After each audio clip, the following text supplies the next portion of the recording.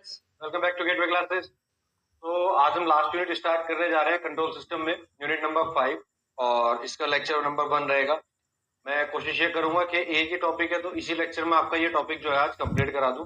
बाकी प्रैक्टिस के लिए क्वेश्चंस आपको अलग से मैं दूंगा, ठीक है। अगर समय रहा तो मैं उनको सॉल्व भी कराऊंगा, लेकिन आज जितने भी पीवाईक्यूज हैं वो तो हम सारे सॉल्व कर ही लेंगे। जितने लास्ट ईयर्स में आए हुए 7-8 क्वेश्चन जो न्यूमेरिकल्स आए हुए हैं वो सारे हम लोग आज इसको सॉल्व करेंगे। अब इस यूनिट में बेसिकली दो चैप्टर्स हैं या दो अलग अलग टॉपिक्स हैं, ठीक है। एक टॉपिक तो आपका स्टेट स्पेस एनालिसिस है, ये आप इससे पहले मैं बीएसएस में आप लोगों को पढ़ा चुका हूँ, ठीक है। तो वहां से रिवीजन होना बड़ा जरूरी है। अगर आपको स्टेट स्पेस का बिल्कुल बेसिक याद नहीं है तो एक बार बीएसएस का लेक्चर जरूर देख ले, ठीक है, या उसको एक बार रिवाइज जरूर कर ले। दूसरी चीज, इस यूनिट को पढ़ने के लिए आपको सबसे पहले मैट्रिक्स की कैलकुलेशन जरूर आनी चाहिए। मैट्रिक्स का इनवर्स कैसे निकलता है, डिटर्मिनेंट कैसे निकालते हैं, एडिशन कैसे होता है, मल्टीप्लीकेशन कैसे होता है, ये चीज आप प्रैक्टिस कर लें। ये यहाँ लेक्चर में अगर हम कराने बैठ गए कि मल्टीप्लीकेशन करेंगे और ये सब चीजें करेंगे तो फिर बहुत ज्यादा लेंथी हो जाएगा, ठीक है, और आपका टाइम वेस्ट होगा अननेसेसरी। तो मैं उम्मीद ये करके चल रहा हूँ कि आपको मैट्रिक्स की कैलकुलेशन आती है। यूनिट बहुत आसान है, चैप्टर ये वाला बहुत आसान है। और अगर इस पूरी यूनिट में अगर हम सिलेबस की बात करें तो देखो ये तो हमारे कंटेंट है आज के। अगर मैं सिलेबस की बात करूं तो 2 चैप्टर है, एक ये और एक ये।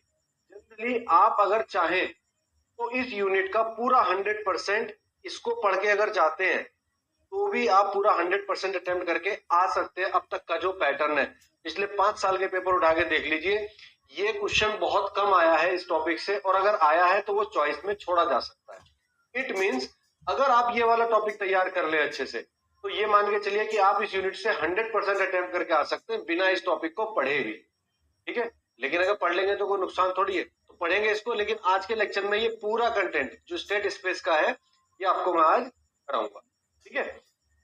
तो इस चीज को थोड़ा सा साथ में बने रहिएगा और ध्यान से समझिएगा बेटा। कंट्रोल में डरने की जरूरत नहीं है, केवल प्रैक्टिस आपको मांगता है। कंट्रोल सिस्टम में जो प्रैक्टिस नहीं करके जाएगा ना, जो ग्राफ सॉल्व नहीं करेगा, ग्राफ बनाएगा नहीं, न्यूमेरिकल सॉल्व नहीं करेगा, वो कुछ नहीं कर सकता। तो कई बच्चे मेरे से सवाल पूछ रहे हैं कि सर बहुत हार्ड पड़ रहा है, कैसे करें, कैसे मैनेज करें। मैनेज कुछ नहीं करना बेटा, इसका एक ही रास्ता है, प्रैक्टिस। आप प्रैक्टिस करिए। न्यूमेरिकल पेपर है, मैं आपको 100% श्योर शॉट ये नहीं कह सकता कि एग्जैक्ट ऐसा न्यूमेरिकल आएगा। हाँ, इसी टाइप का न्यूमेरिकल आएगा जैसा हम कर रहे हैं, अलग नहीं आएगा। तो टाइप सेम है, आप प्रैक्टिस करेंगे, समझेंगे तो इजीली आप कोई भी टॉपिक को कवर कर पाएंगे, ठीक है। तो टेंशन नहीं लेना है और प्रैक्टिस करनी है अच्छे से। तो सारी चीजें करेंगे। Concept of single input, single multiple input क्या होते हैं, ठीक है। स्टेट स्पेस मॉडलिंग क्या होती है, conversion of state space to transfer function model and vice versa. State transition matrix क्या होती है, कंट्रोलेबिलिटी एंड ऑब्जर्वेबिलिटी का टेस्टिंग क्या होती है और कॉन्सेप्ट क्या है, ठीक है। सारे टॉपिक आज मैं कवर करा दूंगा आपको, भले लेक्चर थोड़ा सा लेंथी हो जाए, ठीक है। चलिए स्टार्ट करते हैं। सबसे पहले बात करते हैं इंट्रोडक्शन से। स्टेट स्पेस एनालिसिस बेसिकली वही है, आप फ्रीक्वेंसी डोमेन से टाइम डोमेन में कर रहे हो, ठीक है। ये सब कैलकुलेशन हम करते ही हैं। यही काम आप ब्लॉक डायग्राम में भी कर रहे थे, यही काम आप अपना एसएफजी में भी कर रहे थे। तो बहुत सारी चीजें हैं जो सिमिलर है, लेकिन इसमें कुछ डिफरेंट भी है। क्या? The analysis that provide a complete idea about the behaviour of a system at any given time.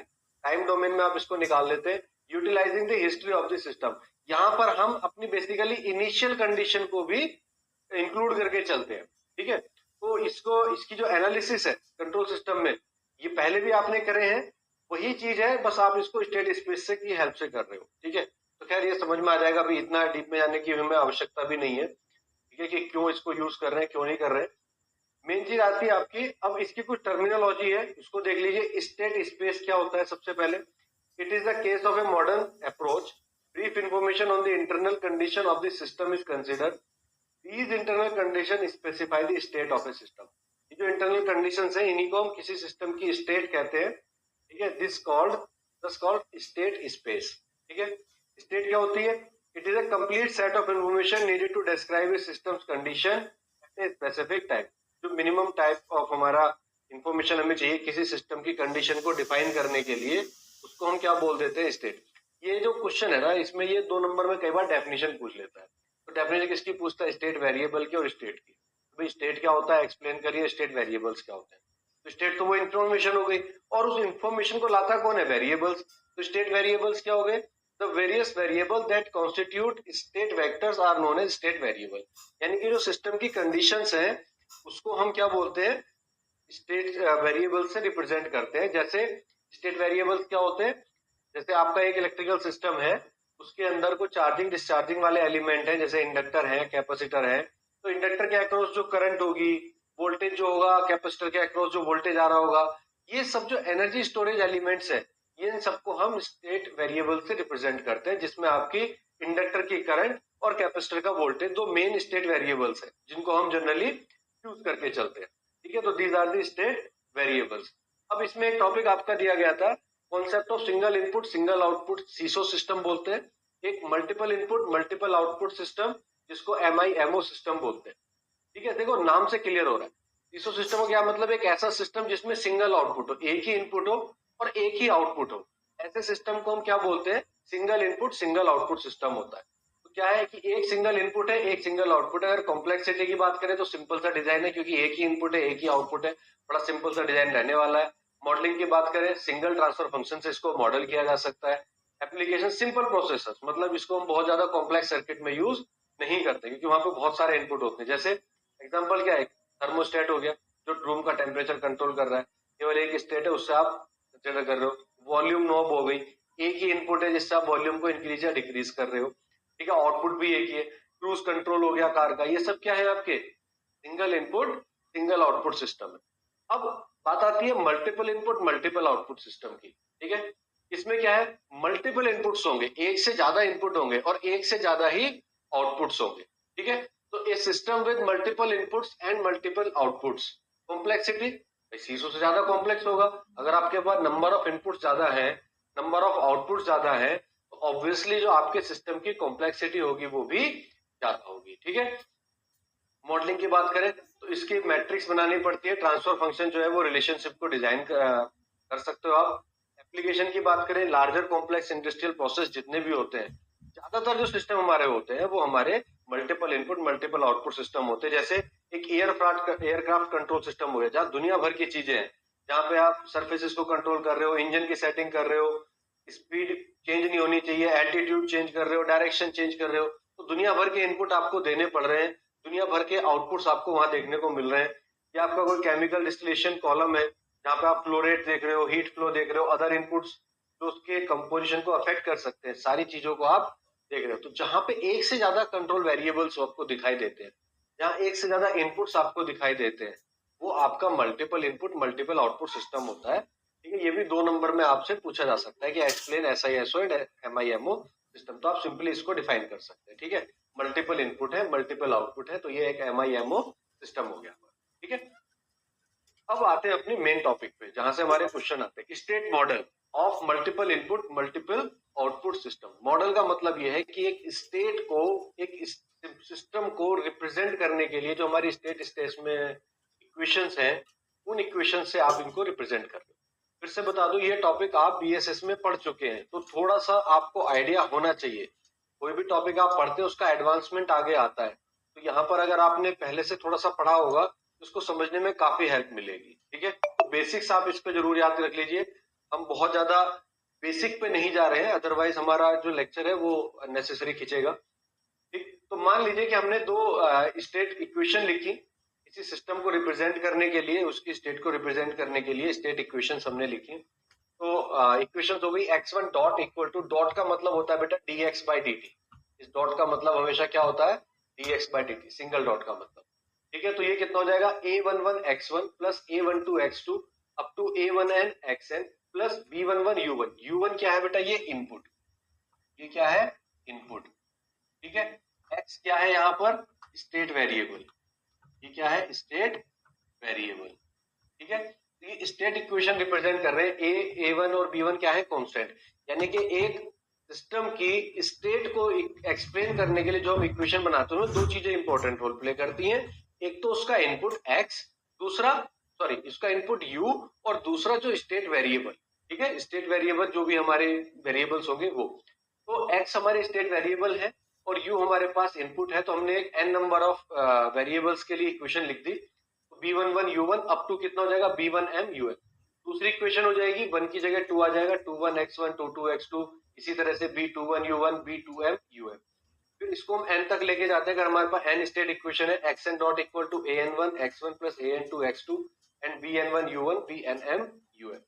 यहाँ पर ये जो a है और b है ये सब हमारे कांस्टेंट है इनपुट के और स्टेट वेरिएबल्स के, ठीक है। अब इसी इक्वेशंस को अगर हम वेक्टर फॉर्म में रिप्रेजेंट करें तो फिर हम कैसे लिख सकते हैं, x dot t equal to a xt plus b ut। Matrix form में देखें तो a इक्वल टू कितना हो जाएगा, a11 a12 a1n, ठीक है। इसी तरह चलते चले जाए n1 n2 ann, ठीक है। ये तो हो गया a मैट्रिक्स। और b मैट्रिक्स हो जाएगा b11 से लेके b1m तक और bn1 से लेके bn1 तक bnm तक। तो ये n क्रॉस n का मैट्रिक्स है, ये m क्रॉस m का मैट्रिक्स है। ए और बी मैट्रिक्स समझ में आ गए। ए क्या कहलाता है, हमारा सिस्टम मैट्रिक्स कहलाता है या इवोल्यूशन मैट्रिक्स कहलाता है। बी हमारा इनपुट या कंट्रोल मैट्रिक्स कहलाता है। तो ये तो भी इनपुट की इक्वेशन, ये एक्स टी क्या है, हमारा इनपुट की इक्वेशन दिखा रहा है यहाँ पे एक्स डॉट टी, ठीक है। अब हम बात करते हैं आउटपुट की। तो मान लीजिए आपके पास पी आउटपुट है, मान लीजिए नंबर ऑफ आउटपुट जो है वो पी है। तो y1 इक्वल टू हो जाएगा, y1 डिफाइन करेंगे c11 x1 c12 x2, similarly d11 u1 plus d1m um। इसी तरह से yp इक्वल टू हो जाएगा cp1 cp2 cpn xn। फिर इसको रिप्रेजेंट करेंगे yt equal to cxt plus dut। d क्या कहलाता है आपका आउटपुट और ऑब्जर्वेशन मैट्रिक्स, और d क्या कहलाता है डायरेक्ट ट्रांसमिशन मैट्रिक्स। ज्यादातर केस में ये हमारा जीरो होता है, मोस्ट ऑफ द केसेस में d की जो वैल्यू होती है वो हमारी जीरो होती है। तो ये जो दो इक्वेशन निकल के आई है, इक्वेशन नंबर 1 इक्वेशन नंबर 2, ये दोनों इक्वेशन हमारी क्या कहलाती है, हम साथ में इनको लिखते हैं तो ये रिप्रेजेंट करती है किसी भी सिस्टम के मॉडल को, जिसको हम स्टेट मॉडल बोलते हैं।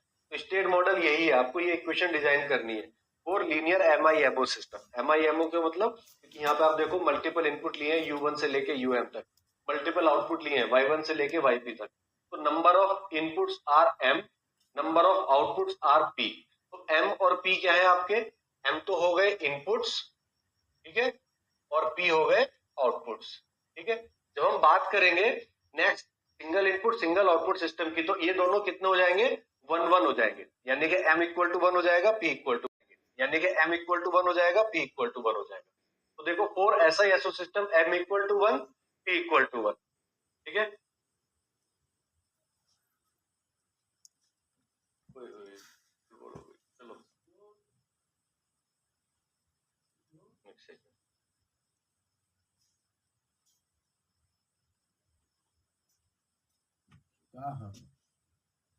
नेक्स्ट, ये हमारा सिंगल इनपुट है,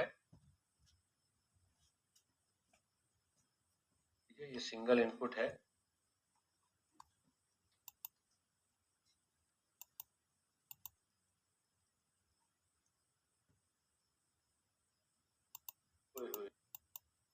आउटपुट्स, ठीक है। जब हम बात करेंगे next single input single output system की, तो ये दोनों कितने हो जाएंगे, 1 1 हो जाएंगे, यानी कि m इक्वल टू 1 हो जाएगा, p इक्वल टू 1 हो जाएगा। तो देखो फॉर ऐसा SISO system m equal to 1 p equal to 1, ठीक है। चलो next,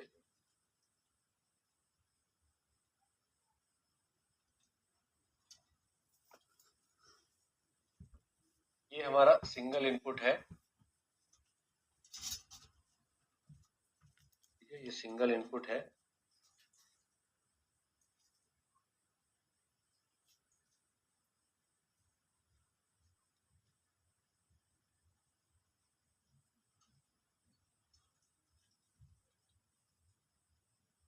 single input single output system है, ठीक है। और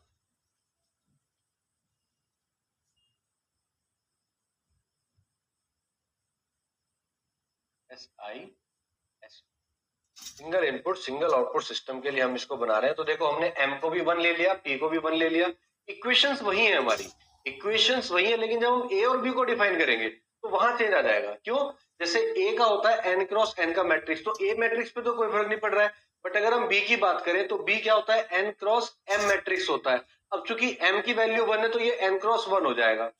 p जो होता है p क्रॉस n मैट्रिक्स होता है आउटपुट वाला, तो p की वैल्यू 1 हो जाएगी तो 1 क्रॉस n हो जाएगा। p की वैल्यू आपकी m क्रॉस p हो जाएगी, तो यहाँ पर ये हमारा कांस्टेंट आ जाएगा क्योंकि दोनों की वैल्यू 1 है। तो यहाँ से जो मैट्रिक्स है वो चेंज हो जाएंगे। तो यहाँ देखने पे भले ही फर्क नहीं पड़ रहा हो, लेकिन आगे आपको फर्क पड़ जाएगा। ठीक है, इसको तो हम एक काम करते हैं, दोबारा बना, कोई दिक्कत।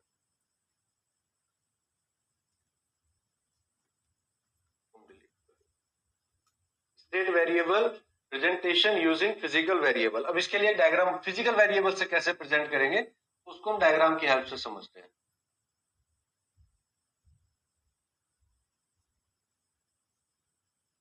ठीक है, ये कैपेसिटर है, ये रेजिस्टेंस, इंडक्टर, हमारा इनपुट वोल्टेज VIT। ठीक है, यहां हमने करंट मान ली IT। ठीक है, यहां वोल्टेज हो गया हमारे पास V0T। ठीक है जी, ये हमारे पास वोल्टेज। अब इसमें हमें क्या करना है, इसको फिजिकल वेरिएबल से रिप्रेजेंट करना है या उसका स्टेट मॉडल निकालना। तो स्टेट मॉडल के लिए अब हम क्या करेंगे वो करना शुरू करें। सबसे पहले हमें क्या करना है, इसी को स्टेट मॉडल से रिप्रेजेंट करना है, इस सर्किट डायग्राम को स्टेट मॉडल से रिप्रेजेंट करना है, और इसके जो वेरिएबल होंगे वो फिजिकल वेरिएबल होंगे। ठीक है, तो let state variable, state variable हम क्या ले लेंगे, स्टेट वेरिएबल x1 कितना हो जाएगा। अब देखो x1 हम ले सकते हैं, यहाँ पर ये जो करंट है ये इंडक्टर के अंदर करंट जारी होगी, तो x1 इक्वल टू हमने ले लिया IT। ठीक है, एंड x2 इक्वल टू ले लिया हमने V0T, क्योंकि दो वेरिएबल होंगे, इंडक्टर की करंट और कैपेसिटर का वोल्टेज, दैट इज V0T। तो V0T कैपेसिटर के अक्रॉस वोल्टेज है, तो इसको हमने एक स्टेट वेरिएबल चूज कर लिया। IT हमारा इंडक्टर में करंट है, तो इसको एक हमने वेरिएबल चूज कर लिया। तो हमेशा ध्यान रखेंगे जो स्टेट वेरिएबल्स होंगे वो हमेशा चार्जिंग एलिमेंट के अक्रॉस मिलेंगे। तो जितने भी चार्जिंग एलिमेंट लग रहे होंगे सर्किट में, उतने ही हमारे स्टेट वेरिएबल सर्किट को रिप्रेजेंट कर रहे होंगे। तो यहाँ पे x1t और x2t ये हमारे स्टेट वेरिएबल हो गए। ये सब टाइम डोमेन में है बेटा, यहाँ हर चीज टाइम डोमेन में, हर चीज टाइम डोमेन में है, तो इसको आप कर लेंगे। ठीक, and input ut equal to VIT। ठीक है, ut इक्वल टू कितना हो जाएगा VIT, ये इनपुट वेरिएबल है। अब क्या करें, KVL अप्लाई कर दे, अप्लाई KVL इन लूप। तो कितना हो जाएगा बेटा, यहां से अगर लगाना शुरू करते हैं तो R into I T plus L DIT by DT। ठीक है, प्लस ये कितना हो जाएगा V0T इक्वल टू कितना हो जाएगा VIT, इक्वल टू कितना हो जाएगा VIT। ठीक है, ये हमारे पास आ गया। अब इसको अगर मैं डिफरेंशियल इक्वेशन में बनाना चाह रहा हूं तो मैं इसको लिख सकता हूं, और DIT by DT equal to, ये बाकी सब चीजों को इक्वेट करके इधर ले जाओ, तो कितना आ जाएगा 1/L VIT minus R/L IT minus 1/L V0। ठीक है जी, ये हमारे पास आ गया।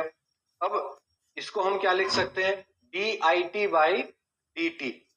DIT बाई DT को हम क्या लिख सकते हैं, देखो DIT क्या है x1, और अगर डिफरेंशिएशन करेंगे तो यहाँ डॉट आ जाएगा, यानी कि इसको मैं क्या लिख सकता हूँ x1 डॉट लिख सकता हूँ।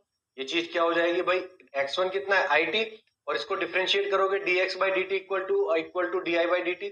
तो dx बाई dt को हम क्या लिख सकते हैं x1 dot equal to 1/L V1T। ठीक है, तो इसको हम क्या लिख सकते हैं ut, या पहले इसको लिख लो माइनस R/L, IT को हमने क्या लिख लिया x1 माइनस 1/L, ये क्या हो जाएगा V0T x2, और ये कितना हो जाएगा प्लस 1/L ut। ठीक है, इस टर्म में लिख लिया भाई VIT कितना था ut, ये हमारे पास आ गया। अब ये पूरी इक्वेशन स्टेट वेरिएबल्स की टर्म्स में आ गई, हमारे x1 और x2 क्या है स्टेट वेरिएबल्स है, उसकी टर्म्स में ये हमारे पास इक्वेशन आ गई x1 डॉट की। ठीक है, इसको हम मान लेते हैं कि इक्वेशन नंबर। ठीक है, ऑल्सो अगर आउटपुट की बात करें तो आउटपुट कितना है हमारे पास, output equal to v not t, equal to कितना हो जाएगा 1/c integration of i t d t. Output equation भी तो बनानी है ना भाई, स्टेट इक्वेशन दो होती है, एक इनपुट इक्वेशन एक आउटपुट इक्वेशन। इनपुट इक्वेशन हमने बना ली तो आउटपुट इक्वेशन भी बनाना है। आउटपुट क्या है, ये वाला voltage v not t equal to 1/c integration of i t into d t. ठीक है, इसको डिफ्रेंशिएट कर दिया तो ये हो जाएगा d v not t by d t equal to 1/c i t. अब देखो डी वी नॉट क्या है हमारे पास x2, इसका डिफरेंशिएशन यानी कि x2 डॉट, तो ये आ गया बेसिकली हमारे पास x2 डॉट, और 1/c आई टी हमारे पास क्या है x1, तो ये हमारे पास आ गया x1। This is my equation number 2।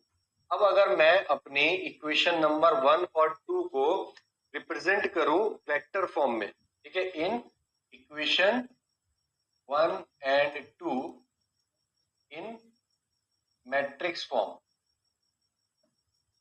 ठीक है, तो हम इसको क्या लिख सकते हैं, x1 dot x2 dot equal to कितना हो जाएगा, x1 डॉट में x1 का वेरिएबल है -r/l, -r/l, x2 का है -1/l, इधर कितना है x1 का 1/c, x2 का कुछ है क्या, नहीं, 0, तो ये आ गया, यहां आ गया x1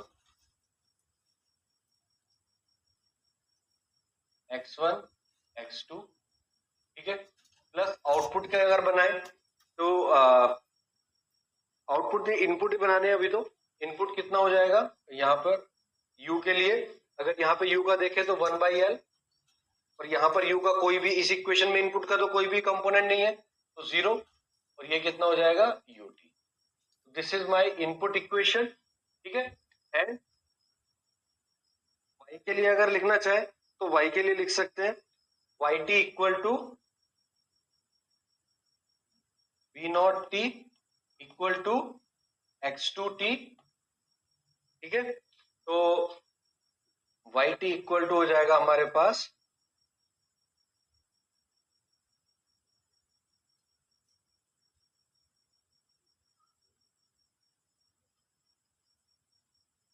x1 का तो कोई भी कंपोनेंट नहीं है यानी कि 0, x2 का कितना है 1, तो ये हो गया x1 एंड x2, ठीक है। आउटपुट हमारे पास 0 है, इनपुट का कोई कंपोनेंट नहीं है तो इनपुट हमारे पास 0 है, ठीक है। तो ये हो गया हमारे पास A, ये हो गया हमारे पास B, ये हो गया हमारे पास C, and D equal to कितना हो गया 0। तो ये हो गई हमारे पास स्टेट इक्वेशंस या स्टेट मॉडल हमने बना दिया एक इसका सिस्टम का, ठीक है। These are the physical variable. अब इसमें एक चीज नोट करने वाली है, इसको मैं नोट करके भी यहां लिख देता हूं, state variable are not unique property of system. इस लाइन को समझ लीजिए बेटा कि भाई जब मैंने स्टेट वेरिएबल सेलेक्ट किए थे, एक इंडक्टर की करंट, दूसरा कैपेसिटर का वोल्टेज, तो ये जरूरी थोड़ी था कि मैं इसको x1 लूं या इसको x2 लूं, मैं इसको x1 भी ले सकता था, इस वाले को x2 भी ले सकता था, तो मेरा सिस्टम थोड़ा सा चेंज हो जाता। तो हम ये कह सकते हैं कि जो स्टेट वेरिएबल है वो यूनिक प्रॉपर्टी नहीं है किसी सिस्टम की कि हमेशा ऐसे ही होगा, वो थोड़ा सा अलग भी हो सकता है अगर आपने स्टेट वेरिएबल कोई और सेलेक्ट कर लिए होते तो, ठीक है जी। तो ये चीज समझ में आ गई। नेक्स्ट चलते हैं, अब बात करते हैं हमारी state model from differential equation. ये क्वेश्चन लास्ट ईयर पूछ लिया था, हालांकि ये सिलेबस में नहीं है। सिलेबस में स्टेट मॉडल केवल ट्रांसफर फंक्शन से है, तो कभी कभार हो जाता है कि एग्जामिनर जो होता है पेपर सेट करते हुए भावनाओं में बह जाते हैं और एक आध क्वेश्चन इधर उधर से भी डाल देते हैं। तो लास्ट ईयर वो एक क्वेश्चन उन्होंने डाल दिया था, तो मैं आपको बता जरूर दे रहा हूँ, लेकिन मुझे नहीं लगता कि ये क्वेश्चन रिपीट होने वाला क्वेश्चन है, चांसेस बहुत कम है, ठीक है। लेकिन फिर भी इसमें ऐसा कुछ नहीं है कि हम इसको नहीं कर सकते, इजीली इसको भी किया जा सकता है। देखने में लग रहा है बड़ा है लेकिन ये बड़ा नहीं है, लास्ट ईयर में क्वेश्चन ही आया हुआ था। क्या क्या है कि इसको हमें स्टेट मॉडल बनाना है, किससे, डिफरेंशियल इक्वेशन से। और ये क्या कहलाती है हमारी कंपेनियन या फिर बुश फॉर्म रियलाइजेशन कहलाता है। तो वो बुश फॉर्म के नाम से उन्होंने पूछ लिया था कि भाई कंपेन बुश फॉर्म बताओ ये क्या होती है। हालांकि ये सिलेबस में नहीं है, मैं फिर बता रहा हूँ, ये सिलेबस में नहीं है। सिलेबस में आपका केवल स्टेट मॉडल जो है वो ट्रांसफर फंक्शन से है, ठीक है, डिफरेंशियल, लेकिन फिर भी कर लेना चाहिए, कोई बुराई नहीं। Consider a linear continuous time system represented by an differential equation. nth order की डिफरेंशियल इक्वेशन है हमारे पास, y की power n a minus a n minus one by n। Y n क्या होता है, nth time derivative of output, यानी कि dy n बाई dt की पावर n, ये मेरा nth डेरिवेटिव है। तो इसी तरह से डेरिवेटिव आपके कम होते चले जा रहे हैं, dy n minus one a n minus one, करते करते हम कहां पहुंच जाएंगे, 1 तक पहुंच जाएंगे। तो a1 ये आ जाएगा y1, ये चीज क्या आ जाएगी y1, ठीक है। y1 को मैं क्या लिख सकता हूं, y का dot dy by dt। y1 का मतलब क्या हो गया, dy बाई dt। तो मैं सिंपली y का डॉट इसको लिख सकता हूं, और फिर a नॉट yt। ये बात समझ में है कि यहाँ y का डॉट लगाया, बेसिकली वो y1 ही था, पर मैं उसको y डॉट लिख सकता हूं, ठीक है। तो a not yt। Similarly input equation लिखी b not ut plus b1 ut dot, इस तरह चलते चले आएंगे, bm minus one um minus one bm um। yn क्या है हमारा nth डेरिवेटिव ऑफ आउटपुट, ठीक। an माइनस वन ये सब क्या है हमारे कांस्टेंट है।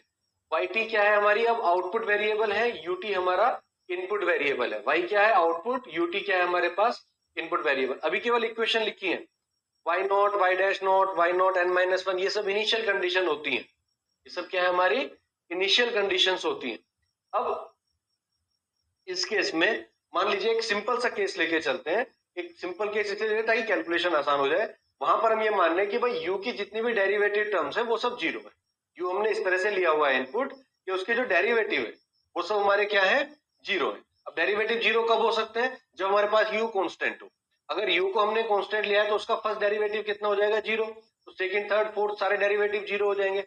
इट मींस जो इनपुट है उसको अगर हम कांस्टेंट ले रहे हैं, इनपुट को अगर हम कांस्टेंट ले रहे हैं तो सबसे सिंपल केस है, तो उसके जितने भी डेरिवेटिव होंगे वो सब जीरो हो जाएंगे। तो ये इक्वेशन क्या बन जाएगी हमारी, यहाँ जो इक्वेशन बनी थी ये वाली, y n plus a n minus one y n minus one plus a dash y a n y dash a not y equal to b not u t, ये हमारी इक्वेशन आ जाएगी, ठीक है। यहाँ समझ लीजिए हमने इनपुट कांस्टेंट लिया है, ठीक है, जिसको हम कह सकते हैं कि हमने एक स्टेप इनपुट ले लिया, स्टेप इनपुट कांस्टेंट होता है, तो हम एक स्टेप इनपुट भी ले सकते हैं। Consider state variable. अब स्टेट वेरिएबल हमारे n होंगे, तो पहला वेरिएबल x1t को हमने क्या मान लिया, y1t, ठीक है। दूसरे को हमने क्या मान लिया, इसको डिफरेंशिएट कर दिया y डॉट t, या x1 डॉट t भी हम इसको लिख सकते हैं। तीसरा वेरिएबल ले लिया x3t equal to y dot t को एक बार और डिफरेंशिएट किया, यानी कि डबल डॉट हो गया t, या इसको हम ऐसे भी लिख सकते हैं x1 डॉट को डबल डॉट कर दो, या x1 dot t equal to x2t होता है, अगर डबल किया तो x2 डॉट t भी इसको लिख सकते हैं। डॉट का सिंपल मतलब है डेरिवेटिव, एक डॉट का मतलब फर्स्ट डेरिवेटिव, दो का मतलब टू टाइम्स डेरिवेटिव, ठीक है। स्टेट इक्वेशंस कितनी आ जाएंगी, एंड सोनी चलता चला जाएगा। अब स्टेट इक्वेशन भी हमारी इतनी होगी जितने हमारे स्टेट वेरिएबल्स होंगे। तो x1 डॉट कितना हो जाएगा, x2t, भाई ये लिखा हमने अभी, x1 डॉट इक्वल टू कितना है, x2t, x2 डॉट कितना है, x3t। इसी तरह से xn माइनस वन डॉट कितना हो जाएगा, xnt। तो भैया xn डॉट t कितना होगा वो तो हमें नहीं पता चल रहा ना यहाँ से, क्यों, क्योंकि यहां तक हमारे स्टेट वेरिएबल खत्म हो गए, तो ये कैसे निकालेंगे। लेकिन अगर हमें सिस्टम को डिफाइन करना है तो हमें जितने स्टेट वेरिएबल हैं उतनी स्टेट इक्वेशंस चाहिए होंगी, तो यानी कि हमें xn डॉट t भी चाहिए, ठीक है। अब इसके लिए हम क्या करेंगे, एक काम करते हैं कि ये जितनी भी वैल्यूज हैं, to find this substitute state variable in equation 2, इस इक्वेशन में सारे स्टेट वेरिएबल पुट कर दो इस इक्वेशन में, ठीक है। तो क्या क्या क्या पुट कर दे कि भाई yt इक्वल टू कितना आया था हमारे पास, x1 लिया था हमने, yt इक्वल टू x1, ठीक है। y x डॉट t कितना लिया, x2, y डबल डॉट कितना लिया, x3, y n minus one कितना लिया, xn, भाई एक कम है ना, y का मतलब 1, डॉट का मतलब 2, दो डॉट का मतलब 3, तो इसका मतलब n आ गया, ठीक है जी, n माइनस वन के लिए। और y n t के लिए कितना आ गया, x डॉट n t। यहाँ पर बस ध्यान रखना कि इसका हमने डेरिवेटिव ले लिया, क्योंकि आगे का तो वेरिएबल है नहीं ना, n प्लस वन हमारे पास नहीं है, n तक ही है हमारे पास, n प्लस वन नहीं जा सकते, तो इसका डेरिवेटिव ले लिया, ठीक है। अब ये सारी चीजों को इसमें उठा के रख दिया, तो वाई एन की जगह पर हमने क्या लिख दिया, x n dot t, y n की जगह पे क्या लिख दिया, एक्स एन डॉट टी। फिर a n minus one, y n minus one की जगह हमने क्या ले लिया, xn, फिर xn minus one, y dot t की जगह x2 ले लिया, yt की जगह x1 ले लिया, v नॉट ut ये हमारे पास आ गया। तो इसी इक्वेशन को हमने स्टेट वेरिएबल्स की फॉर्म में लिख लिया। अब देखो यहाँ हमें मिल गया ये xn डॉट t, ये चीज हमें यहाँ से मिल गई, बस इसको इक्वेट करके इधर ले लिया, तो ये xn डॉट टी हमारा इक्वेट करके इधर आ गया। अब ये स्टेट वेरिएबल मिल गया, हमें xn डॉट टी की इक्वेशन चाहिए थी, वो ये आ गई। तो ये जो इक्वेशन हमको यहाँ रिक्वायर्ड थी, ये इक्वेशन हमें यहाँ से मिल गई। ठीक है, अब हमारी स्टेट इक्वेशन कंप्लीट हो गई, इसमें ये सब आ गया। अब देखो पहले वाले में x1 नहीं है, यानी कि पहले वाले का कोफिशिएंट हमेशा 0 आएगा। सारी इक्वेशन आ गई, अब इनको लिख लिया x1 dot x2 dot xn dot. x1 dot में पहला वेरिएबल 0 है, x1 का कोफिशिएंट नहीं है। देखो यहाँ x1 का कोई भी कोफिशिएंट नहीं है, सीधे x2 है, सीधे x2 है, तो यहाँ पे x2 आ जाएगा 1, फिर 0। x2 डॉट में 3 आएगा, तो ये आ गया 1। तो ये डायगोनल मैट्रिक्स ऐसे बनता चला जाएगा, फर्स्ट वाला 0 रहेगा। xn डॉट जब लिखेंगे तो ये कितना आ जाएगा, minus a not minus a1, ठीक है, minus a not minus a1 up to minus an minus 1, ये आ गया x और ये आ गया b, 0 0 b नॉट ut। तो देखो ये इसमें ही आएगा, b नॉट ut इस वाली इक्वेशन में आ रहा है, xn वाली में, तो xn वाली ही इक्वेशन में b नॉट ut आ जाएगा। ठीक है, तो ये आ गया x dot t equal to axt plus but। Equation यही आती है सब में घूम फिर के, a और b की वैल्यू चेंज हो जाती है। ठीक है ना, तो यहां से a क्या है हमारा, फेज वेरिएबल, और यही कहलाता है हमारा बुश कंपेनियन फॉर्म। यही जो फॉर्म है ये बुश कंपेनियन फॉर्म कहलाती है, जो हमारी a हमारा दिख रहा है। yt इक्वल टू कितना है, x1t, yt इक्वल टू हम क्या लिख सकते हैं, 1 0 0 0 और x1 से लेके xn तक, बाकी सब तो 0 है। yt इक्वल टू cxt और d हमारा 0 होगा। तो ये हमारा डिफरेंशियल इक्वेशन से स्टेट मॉडल निकल के आता है, जिसको हम कंपेनियन फॉर्म या बुश फॉर्म रियलाइजेशन भी बोल देते हैं। ठीक है जी, इतना हो गया, आगे बढ़ते हैं। नेक्स्ट आ जाता है हमारा स्टेट मॉडल फ्रॉम ट्रांसफर। ये टॉपिक आपका syllabus, state model from transfer function and transfer function from state model, ये दोनों ही चीजें आपके उसमें। ठीक है, तो इसकी बात करते हैं। सबसे पहले स्टेट मॉडल निकाल लेते हैं फ्रॉम ट्रांसफर फंक्शन। ठीक, तो क्या होगा, मान लीजिए ट्रांसफर फंक्शन है, output upon input ys upon s equal to b not s की पावर है।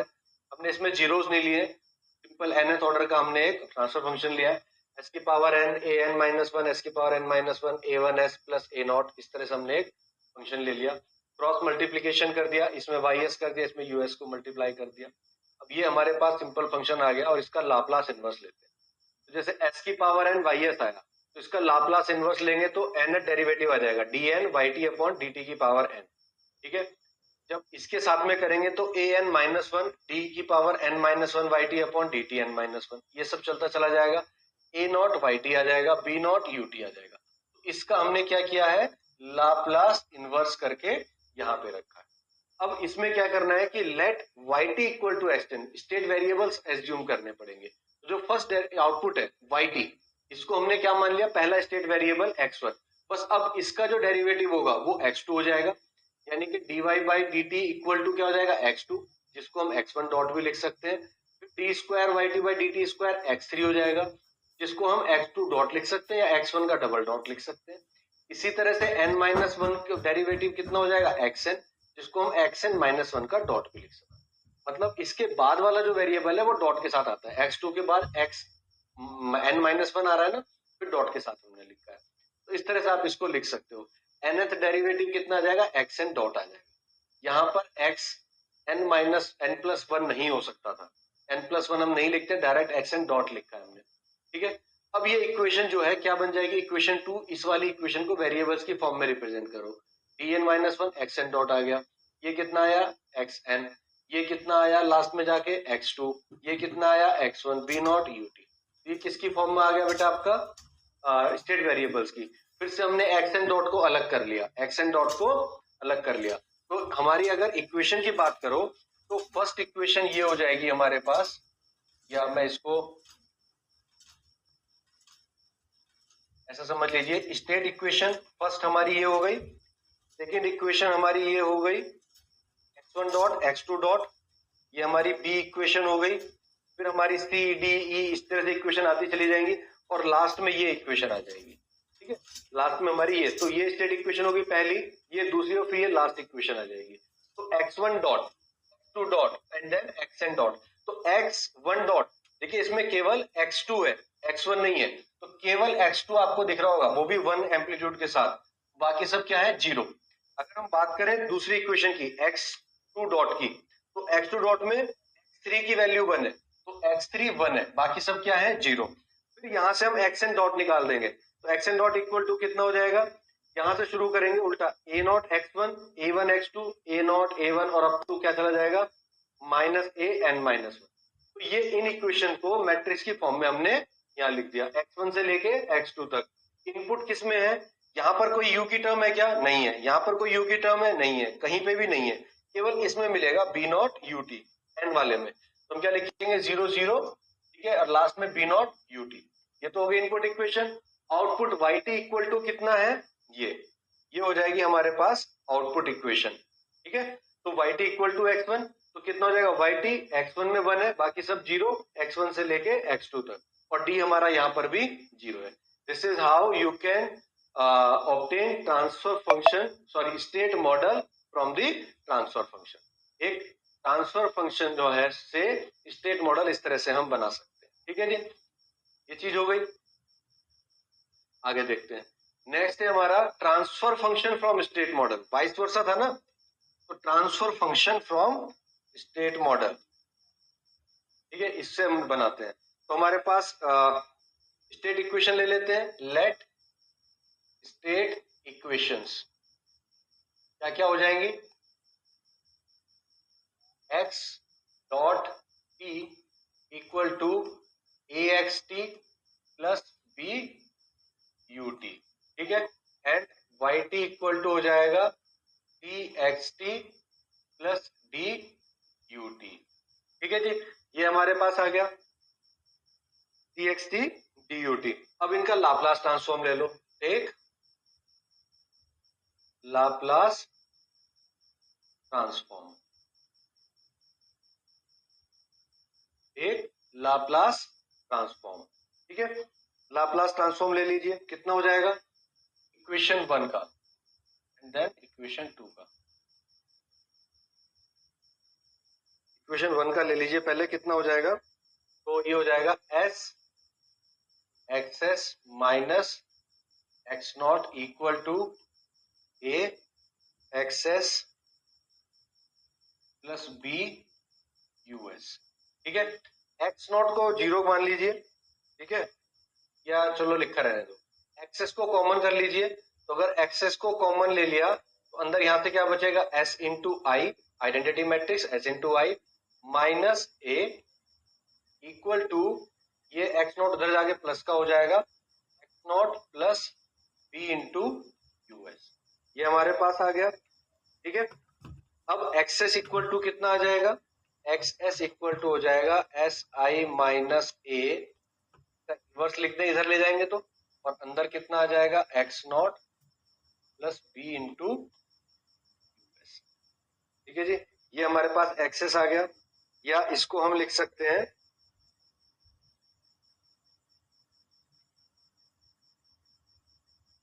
बस इतना लिख लीजिए, ठीक है। नाउ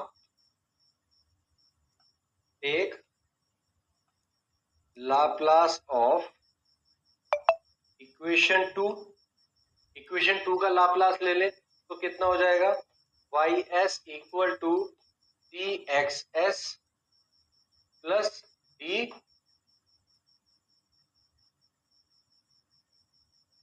यूएस, ठीक है, C X s plus D U s. D को हम 0 ले लेते हैं, डी को हम क्या ले सकते हैं, 0 ले सकते हैं। नाउ 3 and 4, नाउ एक एक्स नॉट इनिशियल कंडीशन 0 ले लिया and d equal to 0, d हमारा जनरली 0 होता है, तो equation 3 and 4 becomes, equation 3 and 4 becomes क्या हो जाएंगी, एक्स एस इक्वल टू तो बन जाएगा हमारे पास एस आई माइनस ए का inverse into b into u s and y s equal to बन जाएगा हमारे पास सी इंटू एक्सेस। ठीक है जी, ये हमारे पास आ जाएगा। अब ट्रांसफर फंक्शन होता है y s upon u s. ठीक है, तो वाई एस इक्वल टू हो जाएगा सी, इसकी वैल्यू रख दीजिए यहाँ पर, कितना, एस आई माइनस ए का inverse into b into u s. Y s upon u s equal to हो जाएगा सी एस आई माइनस ए का इनवर्स इंटू बी, और यही होता है हमारा ट्रांसफर फंक्शन। ये क्या होता है हमारे पास, ट्रांसफर फंक्शन। ठीक है,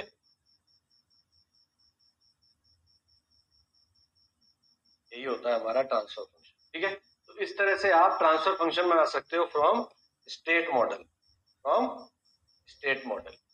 ठीक है जी, ये चीज समझ में आ गई।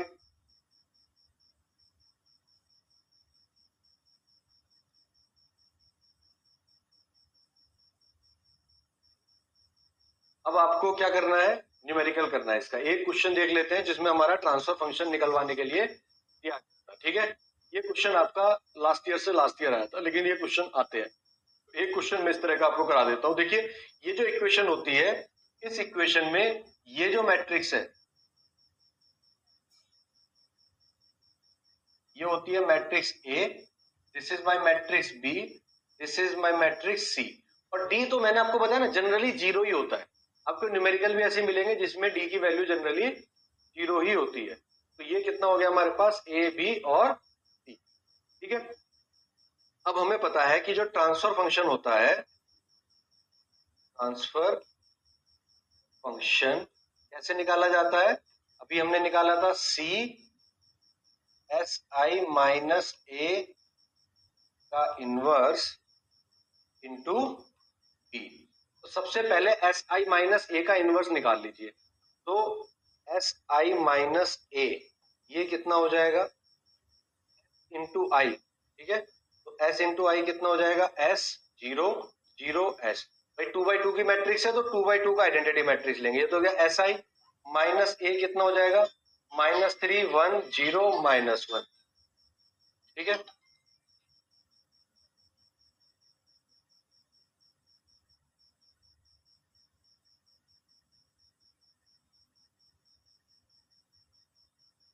तो ये आ गया एस आई माइनस ए।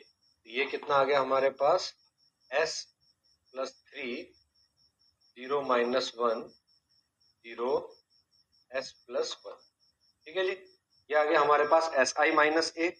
अब क्या निकालना हमें, इसका इनवर्स निकालना है, यानी कि एस आई माइनस ए का इनवर्स।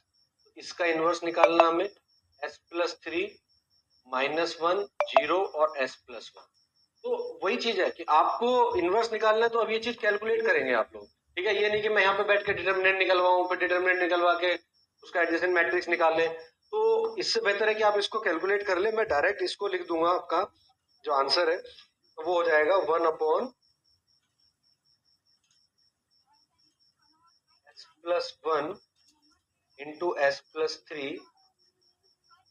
ठीक है, और यहाँ आ जाएगा s प्लस 1, और ये आ जाएगा s प्लस 3, और यहाँ आ जाएगा 1, और यहाँ आ जाएगा 0। ठीक है, ये आ जाएगा हमारे पास एस आई माइनस ए का इनवर्स। अब इसमें मुझे क्या करना है, इसको अंदर मल्टीप्लाई कर देना है। तो कितना आ जाएगा, ये एस आई माइनस ए का इनवर्स, ये आ जाएगा हमारे पास 1/(s plus 3 1/(s plus 1 s plus 3), और ये आ जाएगा 0, और ये आ जाएगा 1/(s प्लस 1). ठीक है, अब मुझे क्या करना है, c से मल्टीप्लाई करना है इसमें। ठीक है, तो एस आई माइनस ए का inverse, now s I minus ए का इनवर्स इंटू बी कर दो, तो कितना आ जाएगा, 1/(s plus 3 1/s+1 s+3 0 1/s+1 और b कितना है हमारे पास, b की वैल्यू है 1, b कितना है 1 1। ठीक है, इससे जब आप मल्टीप्लाई करोगे तो ये हमारे पास आ जाएगा 1/1 का मैट्रिक्स बनेगा 1/s+3 प्लस 1/s+1 s+3 और एक तो ये वाली टर्म आ जाएगी और दूसरी टर्म आ जाएगी 1/s+1। ठीक है, इनको जब मल्टीप्लाई करेंगे तो ये हमारे पास आ जाएगा। अब हमें क्या चाहिए, transfer function df equal to हो जाएगा ds इक्वल टू कितना हो जाएगा, c si minus a inverse into b, यानी कि c की वैल्यू कितनी है 1 1, तो इसमें हमारा आ जाएगा 1 1 और ये हमारे पास आ जाएगा, इसको अगर हम एलसीएम ले ले तो ये आ जाएगा हमारे पास 1/s+3 plus 1/s+1 +3 upon 1/s+1। ठीक है, तो ये हमारे पास आ जाएगा GS equal to 1/s+3 plus 1/s+1 s+3 plus 1/s+1। ठीक है जी, इन सब का एलसीएम ले लो, एलसीएम आ जाएगा s+1 s+3, इसमें से यहाँ से भी कुछ नहीं आएगा, s+1 आ जाएगा, यहाँ से s+3 आ जाएगा, यानी कि इसका मतलब यहाँ पर आ जाएगा 2s, 3 + 1 4, 4 + 1 5, 2s+5, this is my GS। इस तरह से आप इसको कैलकुलेट कर सकते हैं। ठीक है, इस तरह से आप ट्रांसफर फंक्शन यहाँ से निकाल सकते हैं। ठीक है, ये चीज समझ में आ गई। ओके,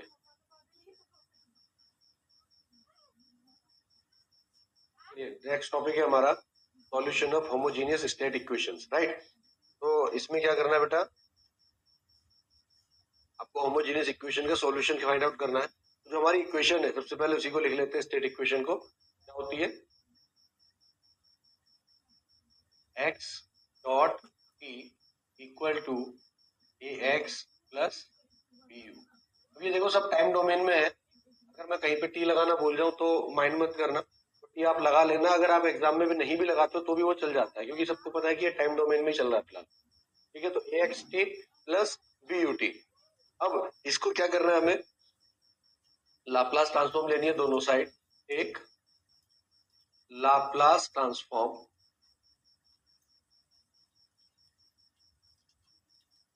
ठीक है, ये हो जाएगा s x s minus x not equal to A x s plus B u s. ठीक है बेटा, अब क्या करेंगे, यहाँ पे एक्सेस को इधर ले जाए, एक्सेस को अगर इधर ले जाएंगे तो यहाँ से तो एस इंटू आई आ जाएगा, आइडेंटिटी मैट्रिक्स बेटा साथ में आएगा ही आएगा, माइनस इधर कितना है ए, तो ये ए आ जाएगा, एक्स नॉट इधर चला जाएगा तो ये हो जाएगा x not plus b into u s. ठीक है, तो दिस इज द इक्वेशन। अब इसमें एक्सेस इक्वल टू लिख दीजिए आप एस आई माइनस ए का inverse x not plus b into u s.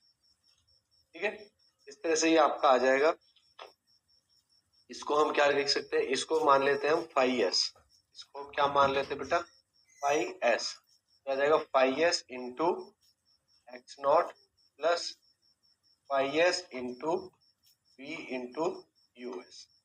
ठीक है जी, ये हमारे पास आ गई इक्वेशन। फाई एस क्या होता है, फाई एस कहलाता है हमारा रिजॉल्वेंट मैट्रिक्स, इसको हम क्या बोलते हैं, रिजॉल्वेंट matrix.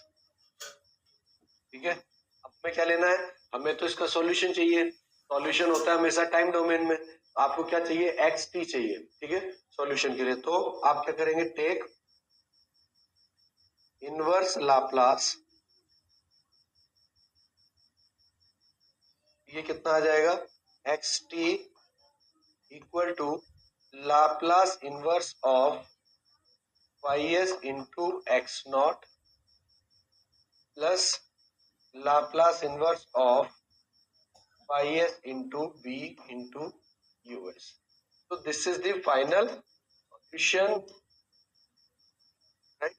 This is the final solution of the equation. ठीक है, तो इस तरह से आप एक होमोजीनियस इक्वेशन का सॉल्यूशन निकाल लेते हैं कि अब ये वैल्यूज गिवन होंगी हमें, जब भी वैल्यूज गिवन होंगी उसका आप लाप्लास इनवर्स कैलकुलेट कर सकते हैं। ठीक है जी, ये बात हो गई। आगे बात करते हैं हम स्टेट ट्रांजिशन मैट्रिक्स की। स्टेट ट्रांजिशन मैट्रिक्स भी इसी से निकल जाता है वैसे तो, पर इसको हम अलग से करा देते हैं क्योंकि ये इंपॉर्टेंट टॉपिक है और एग्जाम में जनरली आपसे इस पे या तो न्यूमेरिकल कोई ना कोई आता है। अगर पिछले 5 साल के पैटर्न देखें तो कहीं ना कोई न्यूमेरिकल इस पे आपको मिलेगा, या इस पे डेरिवेशन या प्रॉपर्टीज के रिलेटेड कोई ना कोई क्वेश्चन आपसे बन जाता है। तो अगर हम बात करें स्टेट ट्रांजिशन मैट्रिक्स की, तो जैसे हमारे पास इक्वेशन है, स्टेट इक्वेशन क्या है हमारे पास, state equation x dot t equal to ax t plus b ut। अब अगर हम ले रहे हैं होमोजीनियस इक्वेशन और होमोजीनियस इक्वेशन,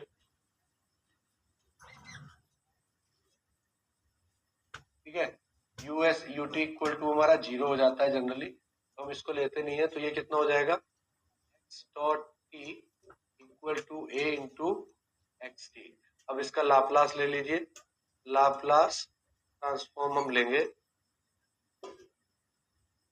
ठीक है, तो ये हो जाएगा S of x s minus x not, ये तो इसका हो गया dx बाई डी टी का, और ये हो जाएगा ए ऑफ एक्सेस, एक्सेस को कॉमन ले लेंगे तो अगेन ये आ जाएगा s I minus a equal to x not. तो एक्स एस इक्वल टू आ जाएगा बेटा, इधर ये इनवर्स हो जाएगा एस आई माइनस ए का इनवर्स, बिल्कुल एज इट इज जो लास्ट डेरिवेशन में हमने किया था ये आ जाएगा। इसको हमने क्या मान लिया था, फाई एस, तो एक्स एस इक्वल टू हो जाएगा phi s into x naught. Phi s हमारा रिजोल्वेंट मैट्रिक्स होता है, और इसका जब हम लाप्लास इनवर्स लेंगे, टेक लाप्लास इनवर्स,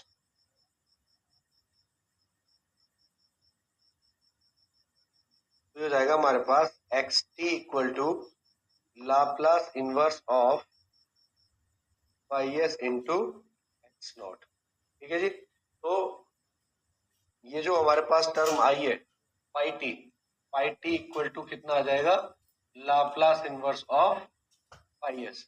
ये जो फाई टी है यही कहलाती है हमारी स्टेट ट्रांजिशन मैट्रिक्स। ठीक है, ये आ जाएगा इक्वल टू ई की पावर 80। ठीक है, this phi t is known as state transition matrix। इसको हम शॉर्ट में STM बोल देते हैं, शॉर्ट में क्या बोल देते हैं, STM। ठीक है जी, अब इसको सॉल्व करने के हमारे पास बहुत सारे तरीके होते हैं। ठीक है, STM को सॉल्व करने के हमारे पास मल्टीपल तरीके होते हैं। जैसे एक तरीका होता है हमारे पास पावर सीरीज मेथड, एक तो लाप्लास से कर लेते हैं, और गला थोड़ा बैठ गया बेटा, तो हम लाप्लास से कर लेते हैं। ठीक है, दूसरा तरीका होता है पावर सीरीज एक्सपेंशन से, कि भाई हमें पता है फाई टी इक्वल टू क्या होता है, ई की पावर 80। अगर ई की पावर 80 को हम एक्सपेंड कर दें इन सीरीज, तो उसको लिख सकते हैं I plus 80 A square plus t square upon factorial 2 plus A cube t cube upon factorial 3। ये कहलाती है हमारी बेटा पावर सीरीज। तो हम क्या बोलते हैं, ये हमारी पावर सीरीज कहलाती है। ठीक है, तो एक बार आपसे ये क्वेश्चन पावर सीरीज से भी पूछा गया, मतलब एग्जाम में मेंशन कर दिया कि आप एसटीएम निकालिए यूजिंग पावर सीरीज मेथड और उसको वेरीफाई करिए लाप्लास मेथड से। आपको दोनों मेथड आने चाहिए। ठीक है, तो दोनों मेथड से वो क्वेश्चन मैं आपको करा दूंगा जो एग्जाम में आया हुआ है, आपको समझ में आ जाएगा कि कैसे इसको करना है। तो ये सीरीज एक्सपेंशन होता है बेटा, जिसको हम पावर सीरीज मेथड बोल देते हैं। ठीक है, फिर से देख लीजिए एक बार, फाई टी इक्वल टू ई की पावर 80 होता ही है एसटीएम। इसको जब एक्सपेंड करेंगे तो I plus 80 plus A square t square upon factorial 2 plus A cube t cube upon factorial 3। ये कुछ प्रॉपर्टीज है। प्रॉपर्टीज क्या क्या है हमारे पास? Properties of STM. पहली property, pi naught equal to क्या हो जाएगा? टी की जगह जीरो रख दिया तो e की पावर a इंटू जीरो कितना आ जाएगा? i। इसमें भी अगर देखें t को सब जगह जीरो रख दो तो क्या बचेगा? केवल i बचेगा। तो फाई जीरो इक्वल टू कितना आ जाएगा? i आ जाएगा। पहली प्रॉपर्टी। दूसरी क्या है? Phi two equal to e की पावर 80 होता है। मैं दोनों तरफ माइनस लगा दूं, अंदर भी माइनस लगाया बाहर भी लगाया, तो मैं इसको क्या लिख सकता हूँ कि टी की जगह अगर हम माइनस टी कर दे तो उसका इनवर्स करना पड़ेगा, यानी कि फाइव टी और फाइव माइनस टी का इनवर्स, ये दोनों एक ही बात है, सिमिलर होते हैं। Phi inverse t equal to phi minus t होता है। अगर आप इनवर्स करेंगे तो वो माइनस टी हो जाता है। Phi t one plus t two जब भी आप करेंगे तो वो t one dot t two हो जाएगा, मतलब दोनों का अलग अलग आप निकाल सकते हैं। फाइव टी की पावर एन कितना हो जाता है? ये एन मल्टीप्लाई हो जाएगा अंदर, फाइव एन टी हो जाता है। तो these are some properties. Generally ये सेकेंड ईयर का क्वेश्चन है। सेकेंड ईयर में आपने बेसिक सिग्नल सिस्टम पढ़ा था, उसमें ये क्वेश्चन ज्यादा इंपॉर्टेंट था। यहाँ पे प्रॉपर्टीज से रिलेटेड क्वेश्चन कम पूछा जाता है। यहाँ पे या तो क्वेश्चन एसटीएम का न्यूमेरिकल आता है या कंट्रोलेबिलिटी ऑब्जर्वेबिलिटी पे क्वेश्चन पूछा जाता है। ठीक है, तो इसको हम यहीं पे रखते हैं। पावर प्रॉपर्टीज से आगे बढ़ते हैं। नेक्स्ट क्वेश्चन हम देख लेते हैं। नेक्स्ट क्वेश्चन हमारे पास क्या है? ठीक है,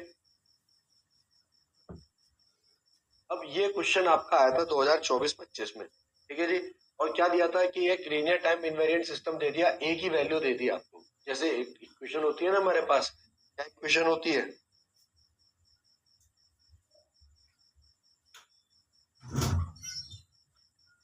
इक्वेशन क्या होती है हमारे पास? Dot t equal to A X t plus B U T.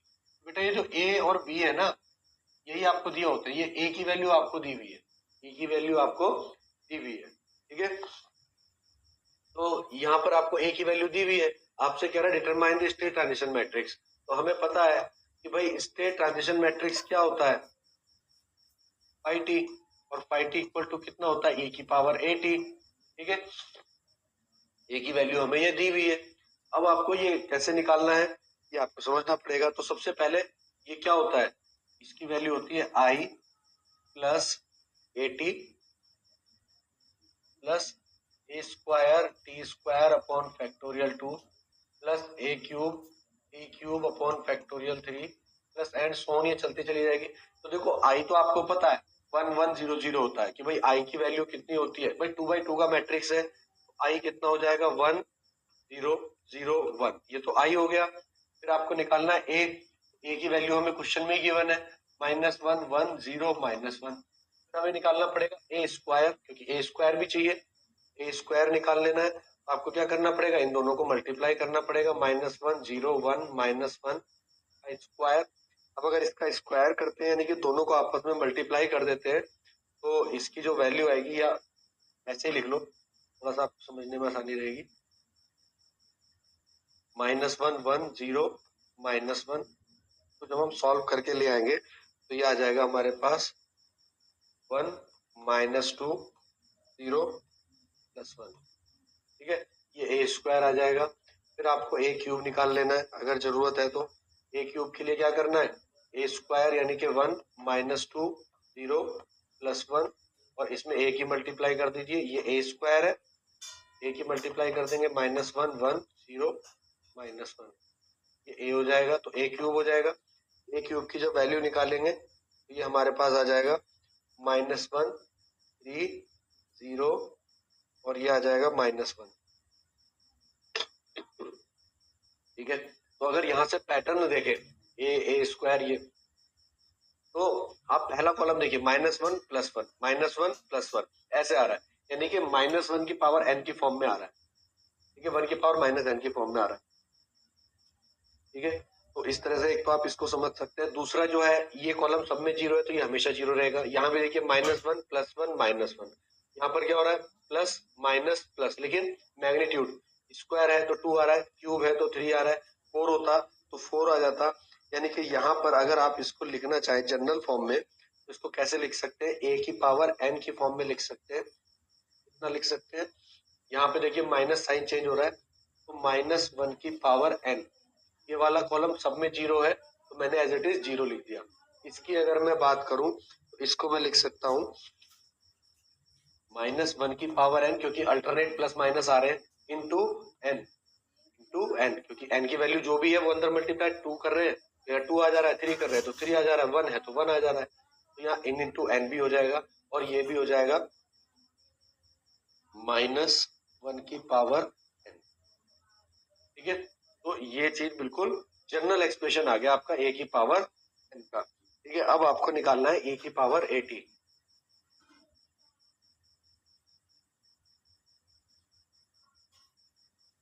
e की पावर 80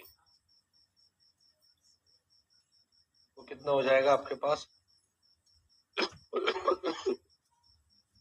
ये i की वैल्यू रख लीजिए, i की वैल्यू हो जाएगी बेटा हमारे पास 1001। ठीक है, प्लस 80, ये कितना है हमारे पास, ये रहा, यानी कि t से मल्टीप्लाई कर देना है, t इंटू -1 10 -1। ठीक है जी, plus a square t square upon factorial 2, यानी कि टी स्क्वायर अपॉन 2 हमारा आ जाएगा, तो यहाँ आ जाएगा टी स्क्वायर अपॉन 2, और ए स्क्वायर की वैल्यू कितनी आई थी, 1 -201। ठीक है, प्लस इसी तरह से टी क्यूब अपॉन 6 आ जाएगा। ठीक है, यहाँ पर ये क्या है, टी क्यूब अपॉन 6, 3 टू 6, और ए क्यूब की वैल्यू कितनी आ गई थी हमारी, -1 30 -1।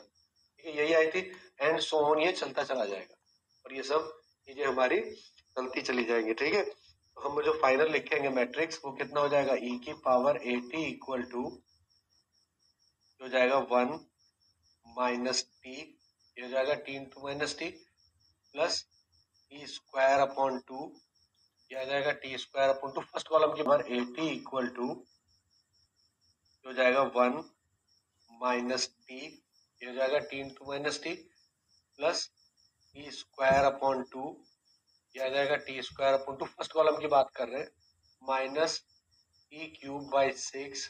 ठीक है, प्लस ये चलता चला जाएगा। दूसरे वाले की बात करें, देखो इसमें 0 आ रहा है, यानी कि यहाँ पे पहली टर्म तो 0 आएगी, यहाँ पर आ जाएगा T into 1 T minus 2 T square upon 2। ठीक है, plus 3 T cube upon 6, and ये चलता चला जाएगा। नीचे वाले में देखें तो 0 आ जाएगा, इधर वाली टर्म को देखेंगे तो ये आ जाएगी 1। ठीक है, minus T plus t square upon 2, T square upon 2। ठीक है, minus T cube upon 6, T cube upon 6 किसमें मल्टीप्लाई कर दीजिए, एंड ये पूरा आ गया। अब इस सीरीज को अगर मैं शॉर्ट फॉर्म में करके लिख दूं तो क्या लिख सकते हैं, इसको हम लिख सकते हैं, ये e की पावर माइनस टी का एक्सपेंशन है, तो ये भी e की पावर माइनस टी का एक्सपेंशन है, ये 0 है, इसमें t से स्टार्ट हो रहा है तो t को हम कॉमन ले लें तो 1 माइनस 2t स्क्वायर अपॉन 2 करके आ जाएगा। तो अगर हम t को कॉमन ले लें तो यहाँ आ जाएगा t इंटू ई की पावर माइनस टी, इंटू ई की पावर माइनस टी। ठीक है, तो इस तरह से ये आपका सॉल्यूशन आ जाता है e की पावर 80 से। ठीक है, तो ये फाइनल एसटीएम आ गया आपका e की पावर 80, या ये कितना हो जाता है हमारा 5t हो जाता है। अब दूसरा तरीका क्या है इसका, क्या कह रहे थे कि एसटीएम को निकालो पावर सीरीज मेथड से, वो हमने कैलकुलेट कर दिया, पावर सीरीज मेथड से ऐसे ही होगा। उसके बाद रिजल्ट को लाप्लास ट्रांसफॉर्म से वेरीफाई करो, तो लाप्लास ट्रांसफॉर्म से और निकालना है इसको। ठीक है जी, अगर मैं इस क्वेश्चन को लाप्लास से भी करता हूँ, मेरे पास a इक्वल टू था -1 0, a इक्वल टू था मेरे पास -1 0 1 -1। ठीक है, अब अगर मुझे लाप्लास से निकालना था तो फाई टी इक्वल टू हो जाता है Laplace inverse of phi s. ठीक है, तो फाई एस अगर मुझे निकालना तो फाई एस इक्वल टू कितना होता है, एस आई माइनस ए का इनवर्स। तो सबसे पहले तो एस आई माइनस ए निकालना पड़ेगा, तो एस इंटू आई कितना हो जाएगा, एस 0 0 एस, ये चीज क्या हो गई, एस इंटू आई माइनस ए कितना है -1 1 0 -1, तो ये कितना हो जाएगा, -1 -1 S plus 1 0 -1 -1 0 -0 0 S minus S plus 1। ठीक है जी। तो ये आ गया s माइनस ए। अब अगर मुझे इसका इन्वर्स करना है तो इसका भी इन्वर्स करना पड़ेगा। s माइनस ए का इन्वर्स कितना आ जाएगा, इसका मुझे निकालना पड़ेगा डिटर्मिनेंट और फिर बाकी चीजें निकालनी पड़ेंगी। तो इसका मैं डायरेक्ट इन्वर्स निकाल दे रहा हूँ बेटा, तो वो आप भी चेक कर लेना। 1/s प्लस ए s प्लस 1, ठीक है, इंटू 1/s प्लस 1 का होल स्क्वायर 0, 1/s प्लस 1। ये आ जाएगा हमारा एस आई माइनस ए का इन्वर्स। ठीक है, अब मुझे निकालना है एस टी एम, यानी कि फाई टी इक्वल टू हो जाएगा एस माइनस आई ए का इनवर्स जो आया है इसका लाप्लास इनवर्स। इसका लाप्लास इनवर्स अगर मैं लूंगा तो 1/s प्लस ए का कितना आ जाता है, 1/s प्लस ए का आ जाता है e की पावर माइनस टी। अब अगर यहाँ स्क्वायर आ रहा है तो इसमें टाइम वाली प्रॉपर्टी लग जाती है, तो t इंटू ई की पावर माइनस टी, ये वाली टर्म आ रही है 0। अगेन 1/s प्लस 1 आ रहा है, इसकी भी आ रही है e की पावर माइनस टी। तो results are same, results are verified by Laplace method. ठीक है, तो ये रिजल्ट्स आपने लाप्लास मेथड से भी यहाँ पर वेरीफाई कर लिए। ठीक है, कि लाप्लास से ये इस तरह से होगा। ठीक है, आई डोंट थिंक इसमें कोई प्रॉब्लम है किसी बच्चे को। ठीक है, आगे बढ़े। तो ये एसटीएम का एक क्वेश्चन आपको समझ में आ गया, तो सारे क्वेश्चन इसी तरह के आते हैं जनरली। जितने भी क्वेश्चन आज तक आए हैं लास्ट 6-7 साल में, सारे 2x2 के मैट्रिक्स वाले ही आएंगे, 3x2 वाला आपको नहीं आएगा। ठीक है, तो 2x2 के ही क्वेश्चन आते हैं। तो वो क्वेश्चन एक मैंने आपको करा दिया, अब इसी तरह के क्वेश्चन रिपीट होंगे। 1-2 क्वेश्चन मैं आपको और कराऊंगा। ठीक है, उसके बाद बाकी क्वेश्चन आप लोग खुद से भी ट्राई करेंगे। ठीक है, नेक्स्ट क्वेश्चन जो है एक ये है, a इक्वल टू 0, -1, 2, -3 दिया हुआ है। सबसे पहले आपको अगर पाई टी निकालना है तो आपको निकालना पड़ेगा वही एस आई माइनस ए का इनवर्स और इसका लाप्लास इनवर्स। ठीक है, तो सबसे पहले एस आई माइनस ए निकाल लेते हैं। कितना हो जाएगा, एस आई हो जाएगा s 0 0 s माइनस ए की वैल्यू कितनी है 0, -1, 2, -3, तो ये हो जाएगा s और ये हो जाएगा +1, ये हो जाएगा -2 और ये हो जाएगा s +3। ठीक है जी, क्या आ गया s माइनस ए। ठीक है, अब आपको क्या करना है, इसका इनवर्स निकालना है, एस आई माइनस ए, यानी कि एस आई माइनस ए का इनवर्स। ये कितना हो जाएगा, इसको जब आप सॉल्व करेंगे तो इसका डिटर्मिनेंट आ जाएगा, क्या आ जाएगा 1/s square plus 3s plus 2। Determinant आ जाएगा s into h square, s square plus 3s plus 2, ये आ जाएगा ना। इनको मल्टीप्लाई करो, इसको डिटर्मिनेंट आ जाएगा और अंदर इसके ये चेंज हो जाएंगे। कितना आ जाएगा हमारे पास, s प्लस 3 इधर आ जाएगा। ठीक है, s इधर चला जाएगा और -1, ये इसका साइन चेंज हो जाएगा, -1 और ये हो जाएगा +2। ठीक है जी, तो ये हमारे पास निकल के आ जाएगा। अब इसके अगर फैक्टर करोगे तो s plus 1 s plus 2 factor हो जाएंगे, यानी कि इसको हम लिख सकते हैं +3/s+1 इंटू s प्लस 2। ठीक है, और ये हो जाएगा -1/s प्लस 1 s प्लस 2। ठीक है, और ये हो जाएगा 2/s प्लस 1 s प्लस 2 और ये हो जाएगा s प्लस 1 s प्लस 2। यानी कि अब आपको इन चारों का, इसका इसका इसका और इसका, चारों का इंडिविजुअल का लाप्लास ट्रांसफॉर्म निकालना पड़ेगा। पाई टी इक्वल टू कितना हो जाएगा हमारे पास, पाई टी इक्वल टू हो जाएगा Laplace inverse of I minus ए का इनवर्स। ठीक है जी, इन चारों का, तो इन चारों टर्म को हम लिख लेते हैं। ठीक है, फर्स्ट टर्म जो है हमारी वो है s plus 3 upon s plus 1 s plus 2। ठीक है, इसका हमें लाप्लास इनवर्स निकालना है, तो इसका हम क्या करेंगे, पार्शियल फ्रैक्शन करके निकालेंगे। Laplace inverse of a upon s plus 1 plus b upon s plus 2। बेटा a और b की वैल्यू आप लोग निकाल लेंगे। ये तो आपका पार्शियल फ्रैक्शन मेथड है, लाप्लास में आपने अच्छे से पढ़ा होगा। आप कंट्रोल सिस्टम में लाप्लास नहीं पढ़ने वाले, हम लाप्लास सबको आना चाहिए अच्छे से। ठीक है, तो यहाँ पे हमने इसको क्या कर दिया, पार्शियल फ्रैक्शन कर दिया। a और b की वैल्यू आपने निकाल दी। अगर हम a और b की वैल्यू फाइंड करते हैं तो a और b की वैल्यू आ जाती है हमारे पास 2 और -1, तो ये आ जाएगा Laplace inverse of 2 upon S plus 1 minus 1 upon S plus 2। ठीक है, ये आ जाएंगी।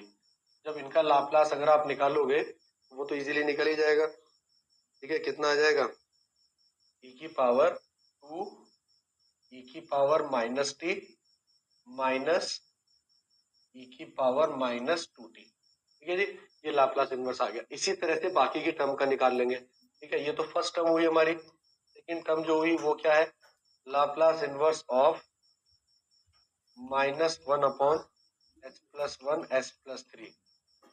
ठीक है, इसमें लाप्लास इनवर्स निकाल देंगे, क्या आ जाएगा हमारे पास, मैं डायरेक्ट लिख दे रहा हूं, minus 1 upon S plus 1 plus 1 upon S plus 2। ठीक है जी, ये सॉल्व करके आ जाएगा इसका पार्शियल फ्रैक्शन करने के बाद। तो यहाँ आ जाएगा माइनस ई की पावर माइनस टी प्लस ई की पावर माइनस 2t। ये हमारे पास आ जाएगा। थर्ड टर्म को हम देख लेंगे। थर्ड टर्म हमारे पास क्या है, 2 upon S plus 1 and S plus 2।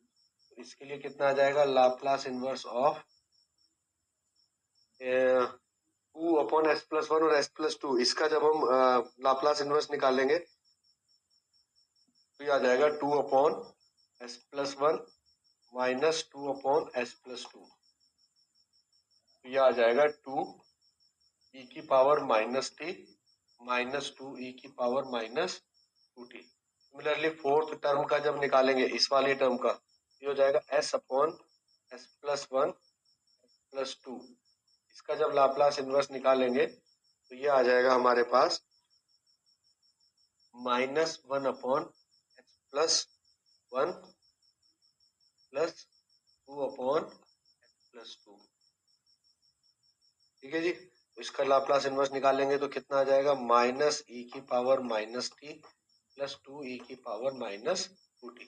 तो 5t इक्वल टू कितना आ जाएगा फाइनल, पहली वाली जो टर्म आई थी ये आई थी 2 ई की पावर माइनस टी माइनस ई की पावर माइनस 2t। ठीक है, दूसरी टर्म हमारे पास आई माइनस ई की पावर, इसको ब्रैकेट में लिख लो, कंफ्यूजन नहीं होना चाहिए, माइनस ई की पावर माइनस टी प्लस ई की पावर माइनस 2t। ठीक है, तीसरी टर्म हमारे पास आ गई 2 ई की पावर माइनस टी माइनस ई की पावर माइनस 2t। ठीक है, तीसरी टर्म आ गई माइनस ई की पावर माइनस टी प्लस 2 ई की पावर माइनस। ठीक है, तो ये आपका हो जाएगा फाइनल आंसर। इस तरह से आप निकालेंगे स्टेट ट्रांजिशन मैट्रिक्स। ठीक है, तो करना कुछ नहीं है, पहले एस आई माइनस ए निकालना है, फिर उसका इनवर्स निकालना है और इनवर्स निकाल के उसको सॉल्व कर देना है, उसका लाप्लास इनवर्स लेना है। अब अगर इस तरह की टर्म्स आएंगी तो चारों का अलग अलग लाप्लास इनवर्स लेना पड़ेगा और फिर उनको इकट्ठा करना रखना पड़ेगा। ठीक है जी, इस तरह से आप लोग कर लेंगे। एक और क्वेश्चन देख लेते हैं, इसके बाद के क्वेश्चन फिर आप अपने से करेंगे। ठीक है, तो जैसे ये क्वेश्चन दिया हुआ है, इस क्वेश्चन को तो आप खुद से करिए।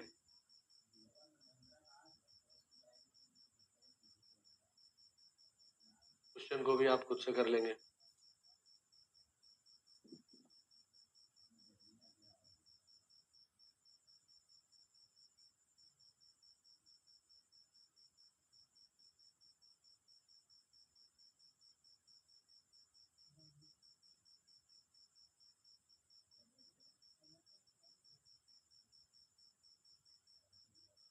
ये क्वेश्चन तो हो गया ना, जरूरत ही नहीं है, ये तो सॉल्व हो गया। ठीक है, इस पेज को हम डिलीट कर देते हैं, पेज को हम डिलीट कर देते हैं क्योंकि ये क्वेश्चन हमने कर लिया।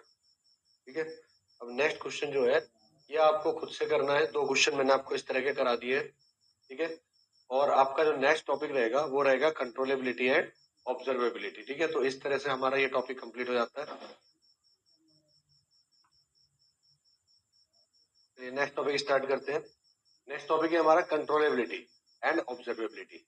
इसका जो टेस्ट होता है बेटा वो कैलमैन टेस्ट के नाम से जाना जाता है। ठीक है, इसका जो टेस्ट है उसको हम जनरली कैलमैन टेस्ट के नाम से जानते हैं। दोनों ही टेस्ट हमारे कैलमैन टेस्ट होते हैं। ठीक है, अब कंट्रोलेबिलिटी का मतलब क्या है कि क्या जो सिस्टम हमें गिवन है वो कंट्रोल किया जा सकता है कि नहीं, ठीक है, तो उसको हम क्या बोलेंगे, कंट्रोलेबिलिटी। ठीक है, अगर हम ये चेक कर सकते हैं कि जो गिवन सिस्टम है उसको क्या कंट्रोल किया भी जा सकता है कि नहीं, इसको हम क्या बोलते हैं, controllability.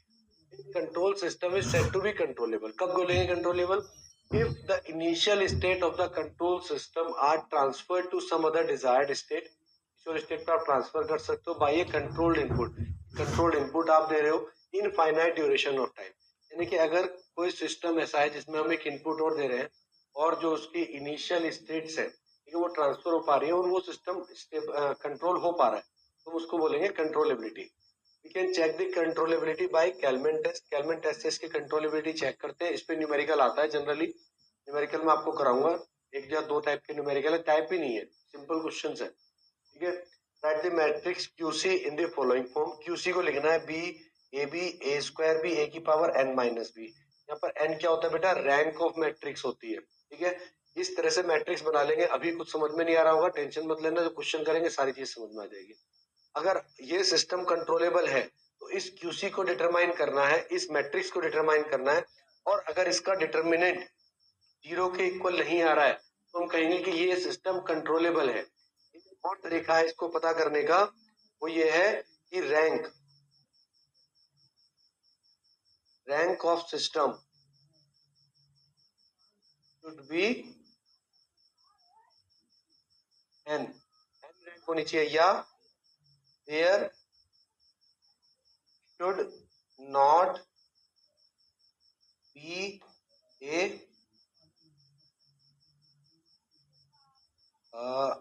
row having all elements 0।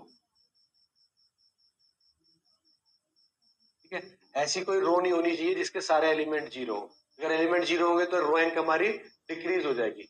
मान लीजिए आपके एक मैट्रिक्स है, उसकी रैंक 3 है, और अगर उसकी कोई एक रो पूरी 0 हो जाए तो उसकी रैंक ऑटोमेटिकली 2 हो जाएगी, और अगर रैंक 2 होगी तो भी वो सिस्टम कंट्रोलेबल नहीं होगा। आपको कंट्रोलेबिलिटी चेक करनी है तो या तो आप उसका डिटरमिनेंट निकाल के चेक कर लो, या उसकी रैंक देख लो, या जो मैट्रिक्स है उसमें ये चेक कर लो कोई नॉन जीरो रो तो नहीं आ रही है। अगर नॉन जीरो रो आ रही है तो वो कंट्रोलेबल नहीं होगा, ठीक है। इसी तरह से हम ऑब्जर्वेबिलिटी भी चेक कर सकते हैं। This control system is to be said to be observable if it is determine the initial state. जिसकी इनिशियल स्टेट को हम निकाल सकते हैं बाय ऑब्जर्विंग द आउटपुट। तो आउटपुट पे हम ऑब्जर्व करके उसकी इनिशियल स्टेट को पता कर सकते हैं कि आउटपुट देख के आपने बता दिया कि ये जो कैपेसिटर लगा था ये चार्ज कैपेसिटर था, इसके अंदर इनिशियली कुछ चार्ज था, इंडक्टर में कुछ इनिशियली करंट फ्लो कर रही थी। अगर आप आउटपुट को देख के ये बता पा रहे हो तो आप कह सकते हो कि this control system is observable, ठीक है। अब ये भी कैलमैन टेस्ट से हम पता करते हैं, बस फर्क इतना है कि यहाँ पर हम मैट्रिक्स बी और ए बी का यूज कर रहे थे, इसको निकालने के लिए हम सी और ए सी का यूज करते हैं, सी और ए सी का। सेम कंडीशन है, डिटरमिनेंट आपका 0 होना चाहिए, नॉन जीरो होना चाहिए, ठीक है। All rows should be non zero,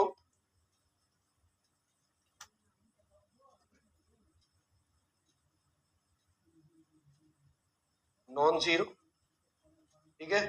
और उसमें क्या है, रैंक शुड बी सेम,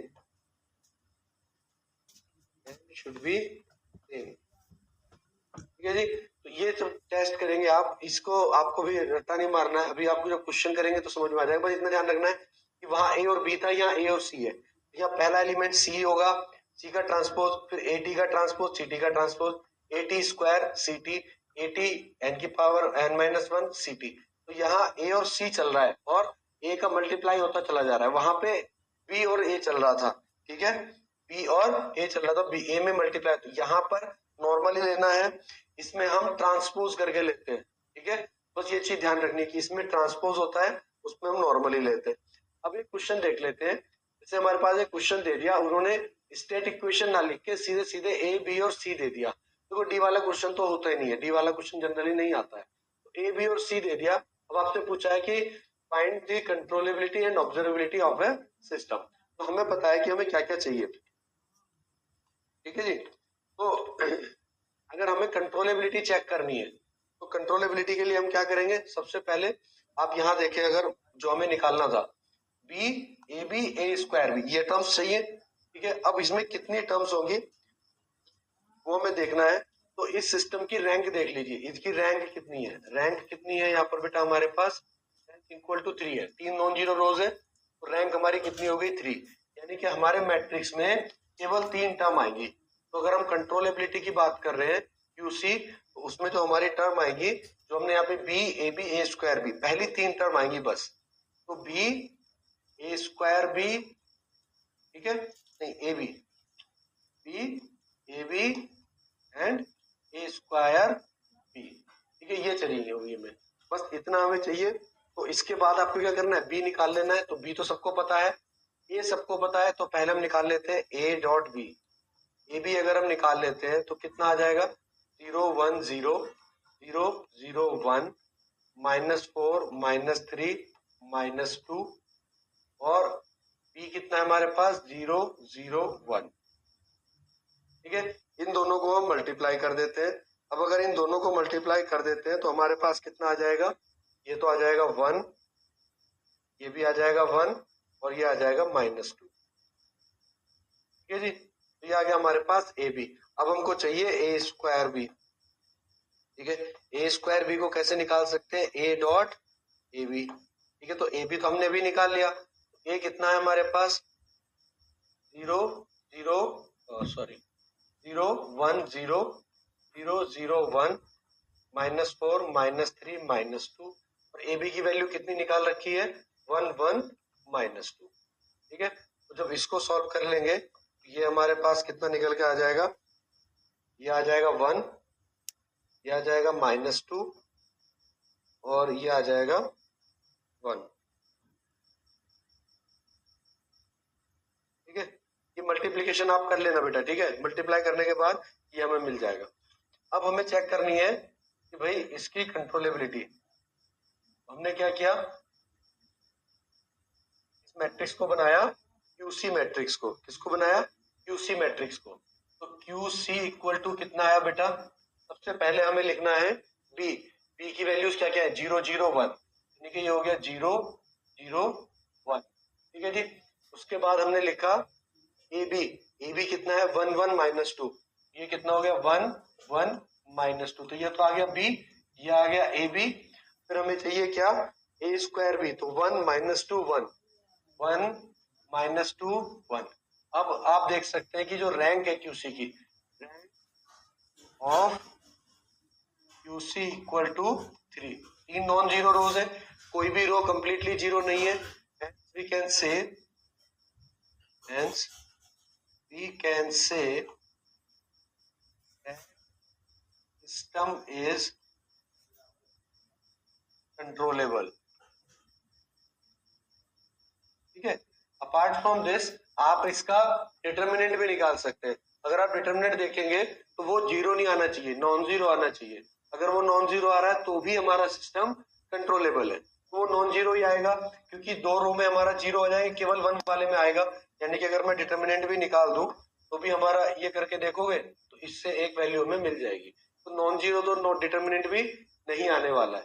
तो चाहो तो निकालो, नहीं निकालना चाहते हो तो सबसे सिंपल तरीका है, आपको ये देखना है इसकी रैंक 3 आ गई, हमें भी 3 ही निकालनी थी, हमारी जो रैंक थी वो 3 थी, यहाँ भी 3 आ रही है, हम कह सकते हैं कंट्रोलेबल है।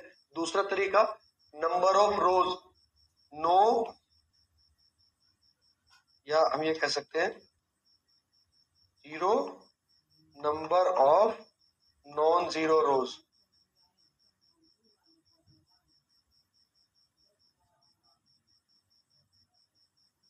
कोई भी रो ऐसी नहीं है जिसमें सारे एलिमेंट जीरो हो, तो ये हमारा कंट्रोलेबल हो जाएगा। अब अगर ऑब्जर्वेबिलिटी चेक करनी है तो for observability,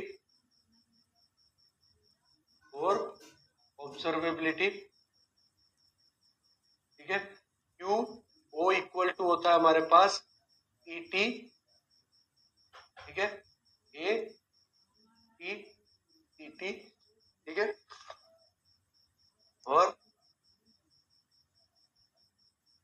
T T A T square, ठीक है, और ये चलता चला जाता है। अब देखो यहाँ भी रैंक 3 है, तो हमें 3 ही मैट्रिक्स बनाने हैं, मतलब ये 3 ही टर्म्स लिखनी है, क्योंकि रैंक हमारे पास 3 ही है।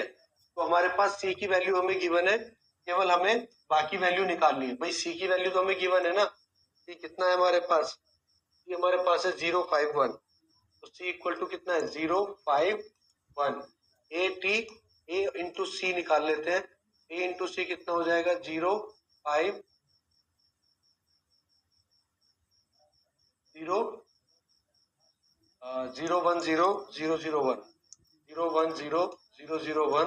-4 -3 -2, ये आ जाएगा 051।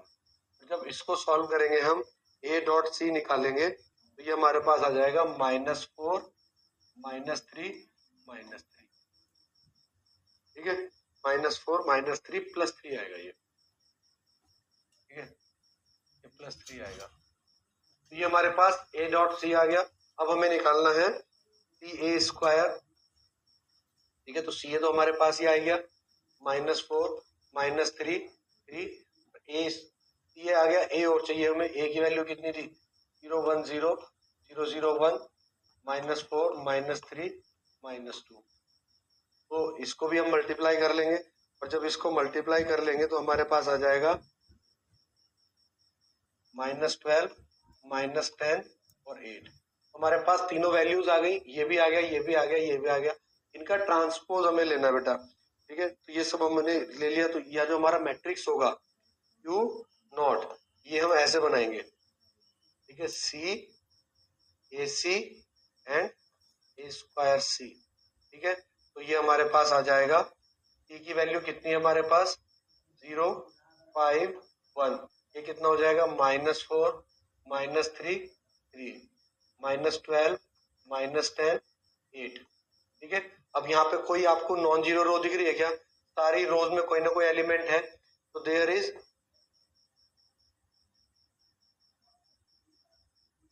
-3 3 -12 -10 8, ठीक है।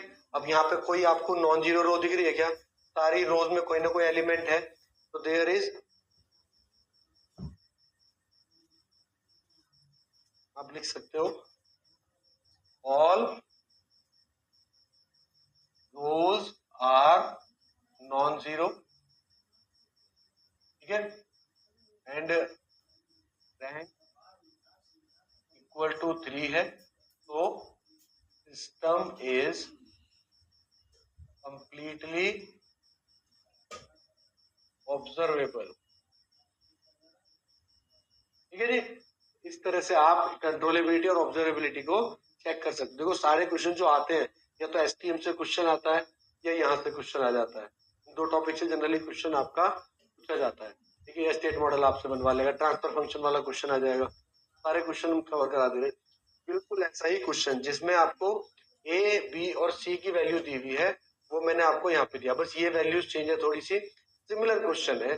ये क्वेश्चन आपको अपने से अटेम्प्ट करना है, ठीक है, तो अननेसेसरी हम इसमें नहीं जाएंगे। ये क्वेश्चन भी आपका आया हुआ है, बट बिल्कुल न्यूमेरिकल वैल्यूज चेंज है और कोई डिफरेंस नहीं है। The process will be exactly same, और कंट्रोल सिस्टम में यही आपको करना है।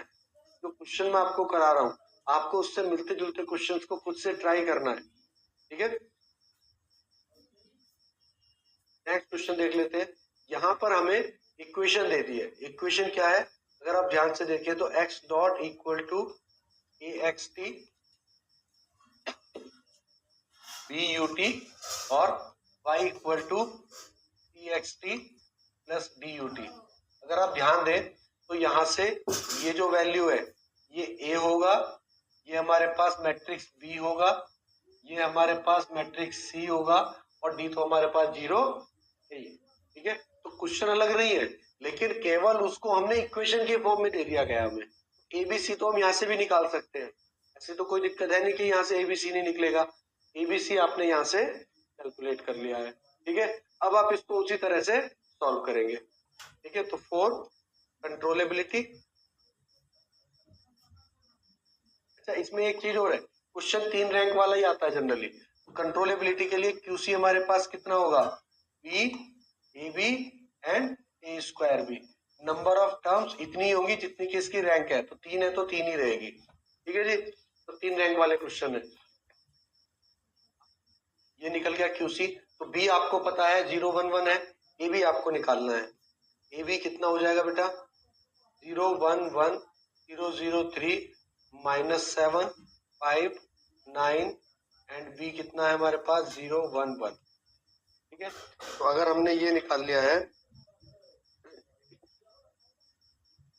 तो ये आ जाएगा हमारे पास 2, 3, 14।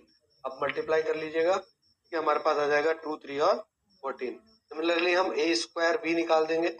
ए स्क्वायर बी में क्या हो जाएगा, ए इंटू ए बी। ठीक है, तो ए कितना है हमारे पास 0, 1, 1, 0, 0, 3, -7, 5, 9 एंड ए की वैल्यू कितनी रखेंगे फिर से, A square A into A B की वैल्यू कितनी है 2, 3, 14। जब इसको सॉल्व करेंगे तो हमारे पास नई वैल्यूज आ जाएंगी 17, 42, 127। ठीक है, तो बी हमें मिल गया, ए बी मिल गया, ए स्क्वायर भी मिल गया। तो क्यू सी इक्वल टू कितना होगा बेटा, क्यू सी इक्वल टू हो जाएगा हमारे पास बी की वैल्यू कितनी है 0, 1, 1, तो 0, 1, 1। फिर हमें चाहिए ए बी की वैल्यू कितनी है 2, 3, 14, तो 2, 3, 14। फिर हमें चाहिए ए स्क्वायर बी, कितनी वैल्यू है 17, 42, 127, 17, 42, 127। कोई ऐसी रो जिसमें सारे एलिमेंट 0 नहीं है, इसका मतलब रैंक हमारी 3 है। तो रैंक कितनी है इसकी 3 है। There is no rows having all zeros. ठीक है, तो जीरोज नहीं है, रैंक हमारी 3 है, तो हम कह सकते हैं system is controllable. System is controllable. ठीक है, इजीली ये कंट्रोलेबल सिस्टम है। ठीक है, एक और क्या है, ऑब्जर्वेबिलिटी आपसे पूछी है। ऑब्जर्वेबिलिटी में भी आप यही करेंगे। ठीक है, यहाँ पर आप क्यू ओ निकालेंगे। फर्क कितना है, यहाँ सी टी होता है, फिर यहाँ पर ए टी सी टी होता है, फिर यहाँ पर a T square C t होता है। यानी कि बेसिकली आप करेंगे क्या, आप यहाँ एक मैट्रिक्स निकालेंगे सी ए सी एंड ए स्क्वायर सी। ठीक है, तो सी तो सबको पता है, सी कितना है हमारे पास, ये हमने निकाला था 5 to 7 दिया हुआ है, बेसिकली निकाला नहीं है, 5 to 7 दिया हुआ है, 5 to 7। Now we should have AC।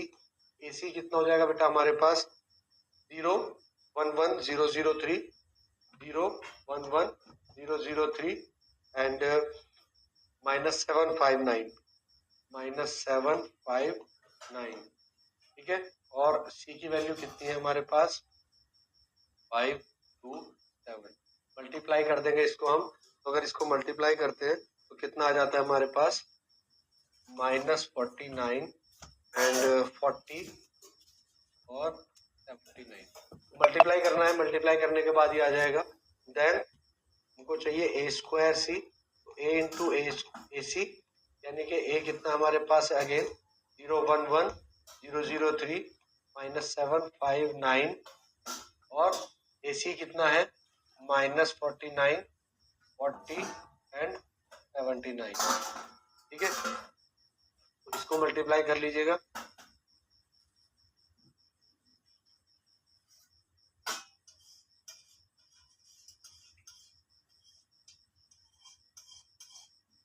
ठीक है जी, इन दोनों को मल्टीप्लाई कर दीजिए तो हमारे पास क्या आ जाएगी वैल्यूज। मैं डायरेक्ट वैल्यू लिख दे रहा हूँ बेटा। ठीक है, 518, 321 एंड 737। तो हमारे पास देखो सी भी है, ए सी भी है, ए स्क्वायर सी भी है।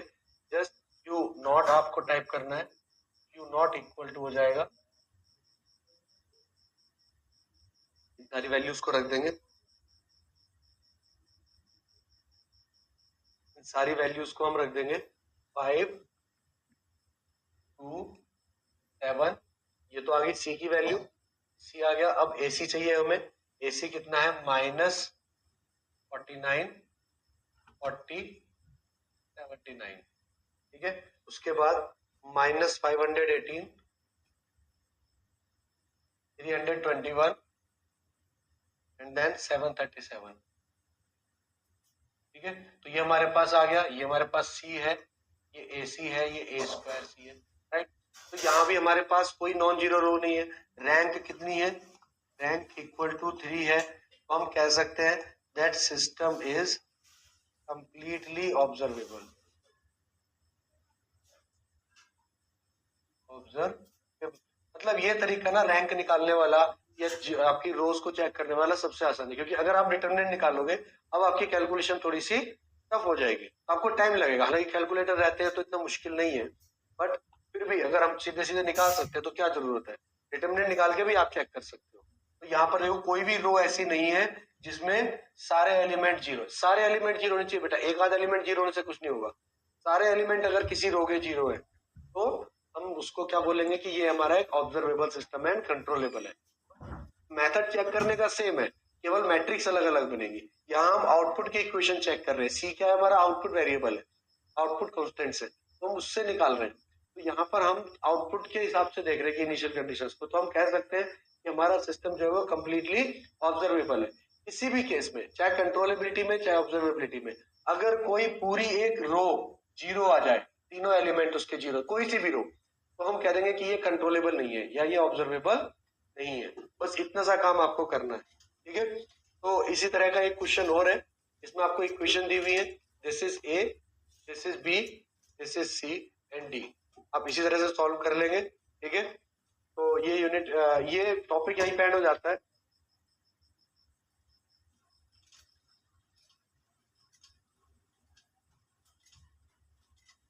ये टॉपिक आपका यहीं पे एंड हो जाता है, ठीक है। और इस यूनिट में बेसिकली दो चैप्टर है, लीड लैग कंपनसेटर है, वहां से बेसिक थ्योरेटिकल क्वेश्चन आता है, क्योंकि न्यूमेरिकल अगर हम वहां पे करने जाएंगे तो वो बहुत ज्यादा लेंथी हो जाएगा। वहां पे पूरा बॉडी प्लॉट दोबारा करना पड़ेगा, रूट लोकस दोबारा करना पड़ेगा, निकलिस्ट पूरा दोबारा करना पड़ेगा, मेथड्स में जाएंगे। तो जनरली वहां से एक थ्योरेटिकल क्वेश्चन कभी कभार एक बार पूछा गया है, अदरवाइज सारे क्वेश्चन स्टेट स्पेस से ही आते हैं। तो अगर ये जितना मैंने आपको इस लेक्चर में करा दिया, इस लेक्चर को कंप्लीटली तैयार करके जाते हो, तो इसी में से आपकी सारी यूनिट कंप्लीट हो जाएगी, ठीक है। इस पे ज्यादा फोकस रख के उस दूसरे पोर्शन में आपके न्यूमेरिकल्स या बहुत ज्यादा क्वेश्चन नहीं आते, तो उसको हम लोग फोकस में नहीं रखेंगे, ठीक है। चलिए मिलते हैं नेक्स्ट क्लास में। Thank you very much.